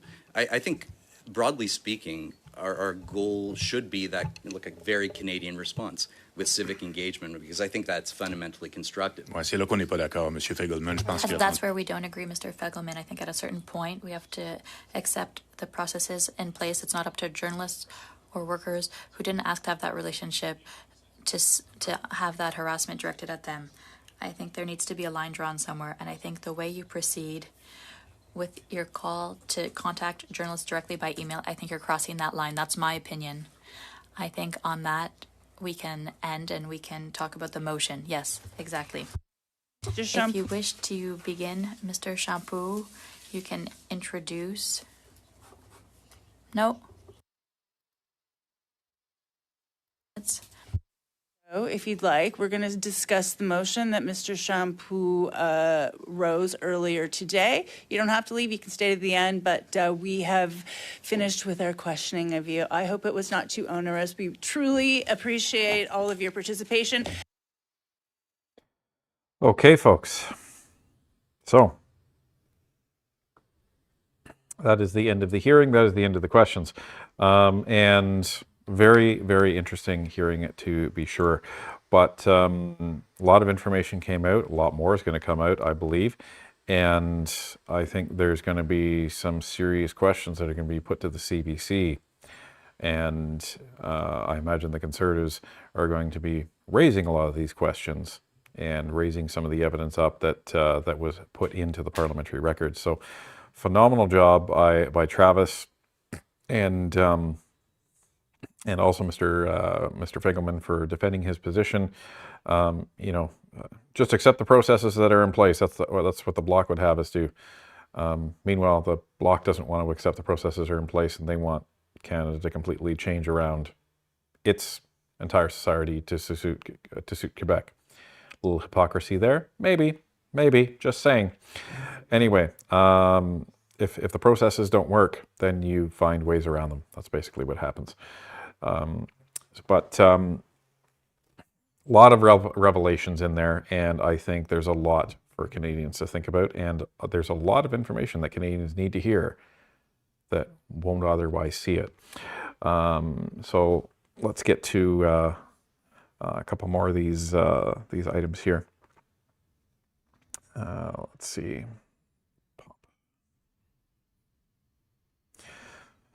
Okay, so we have Wanda Hall for $5. Thank you very much. The Liberals say that too. Canadians are happy about our decisions. They say it all the time. Champagne and Jolie too. All the time. Yeah, Canadians know what Liberals are actually doing. Okay, and Repeat in BC for $5. I live in the new market. I live in the market for the former #1 newspaper in Canada. They are almost gone now. Why? Because they are biased in favor of developers. There you go. That's what happens. And Mike Stewart for $14. In 1984, Ministry of Truth equals Liberal-funded CBC. And Catherine Parr joining in as NP supporter. Yeah, this is crazy. It's crazy to hear just how deep it goes and what is going on. It is just, it's something else.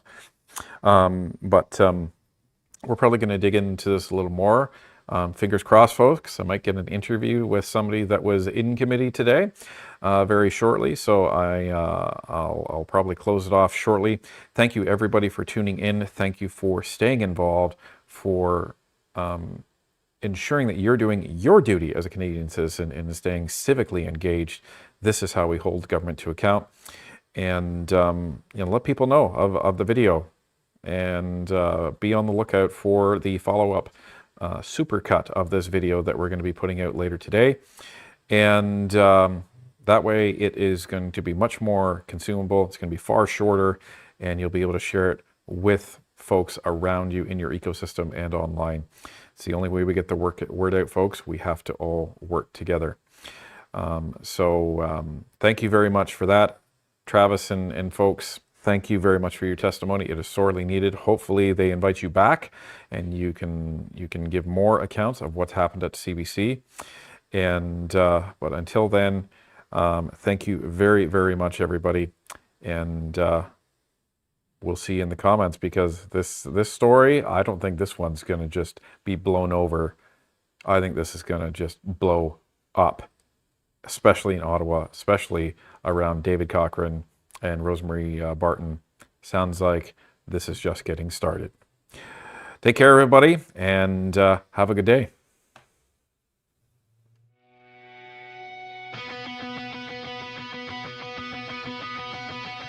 Well, our fathers fought so our voices could be free, that thought and conscience would not bow to decree those rights into law. Only if we choose to take a stand without compromising truth. This land is more than headlines, more than noise and rage. We cut through all the chaos line by line.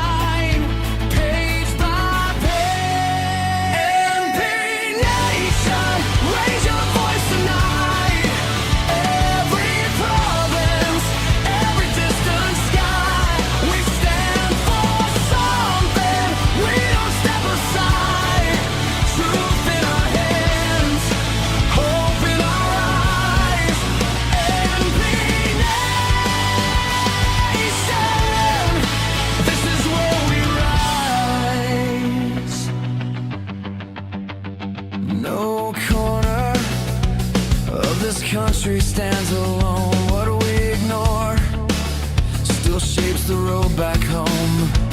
Power grows when people step aside. We move forward and be nationwide. From the coastlines to the prairies, mountain shadow, harbor rain. We carry all these stories, turn the fear into a flame.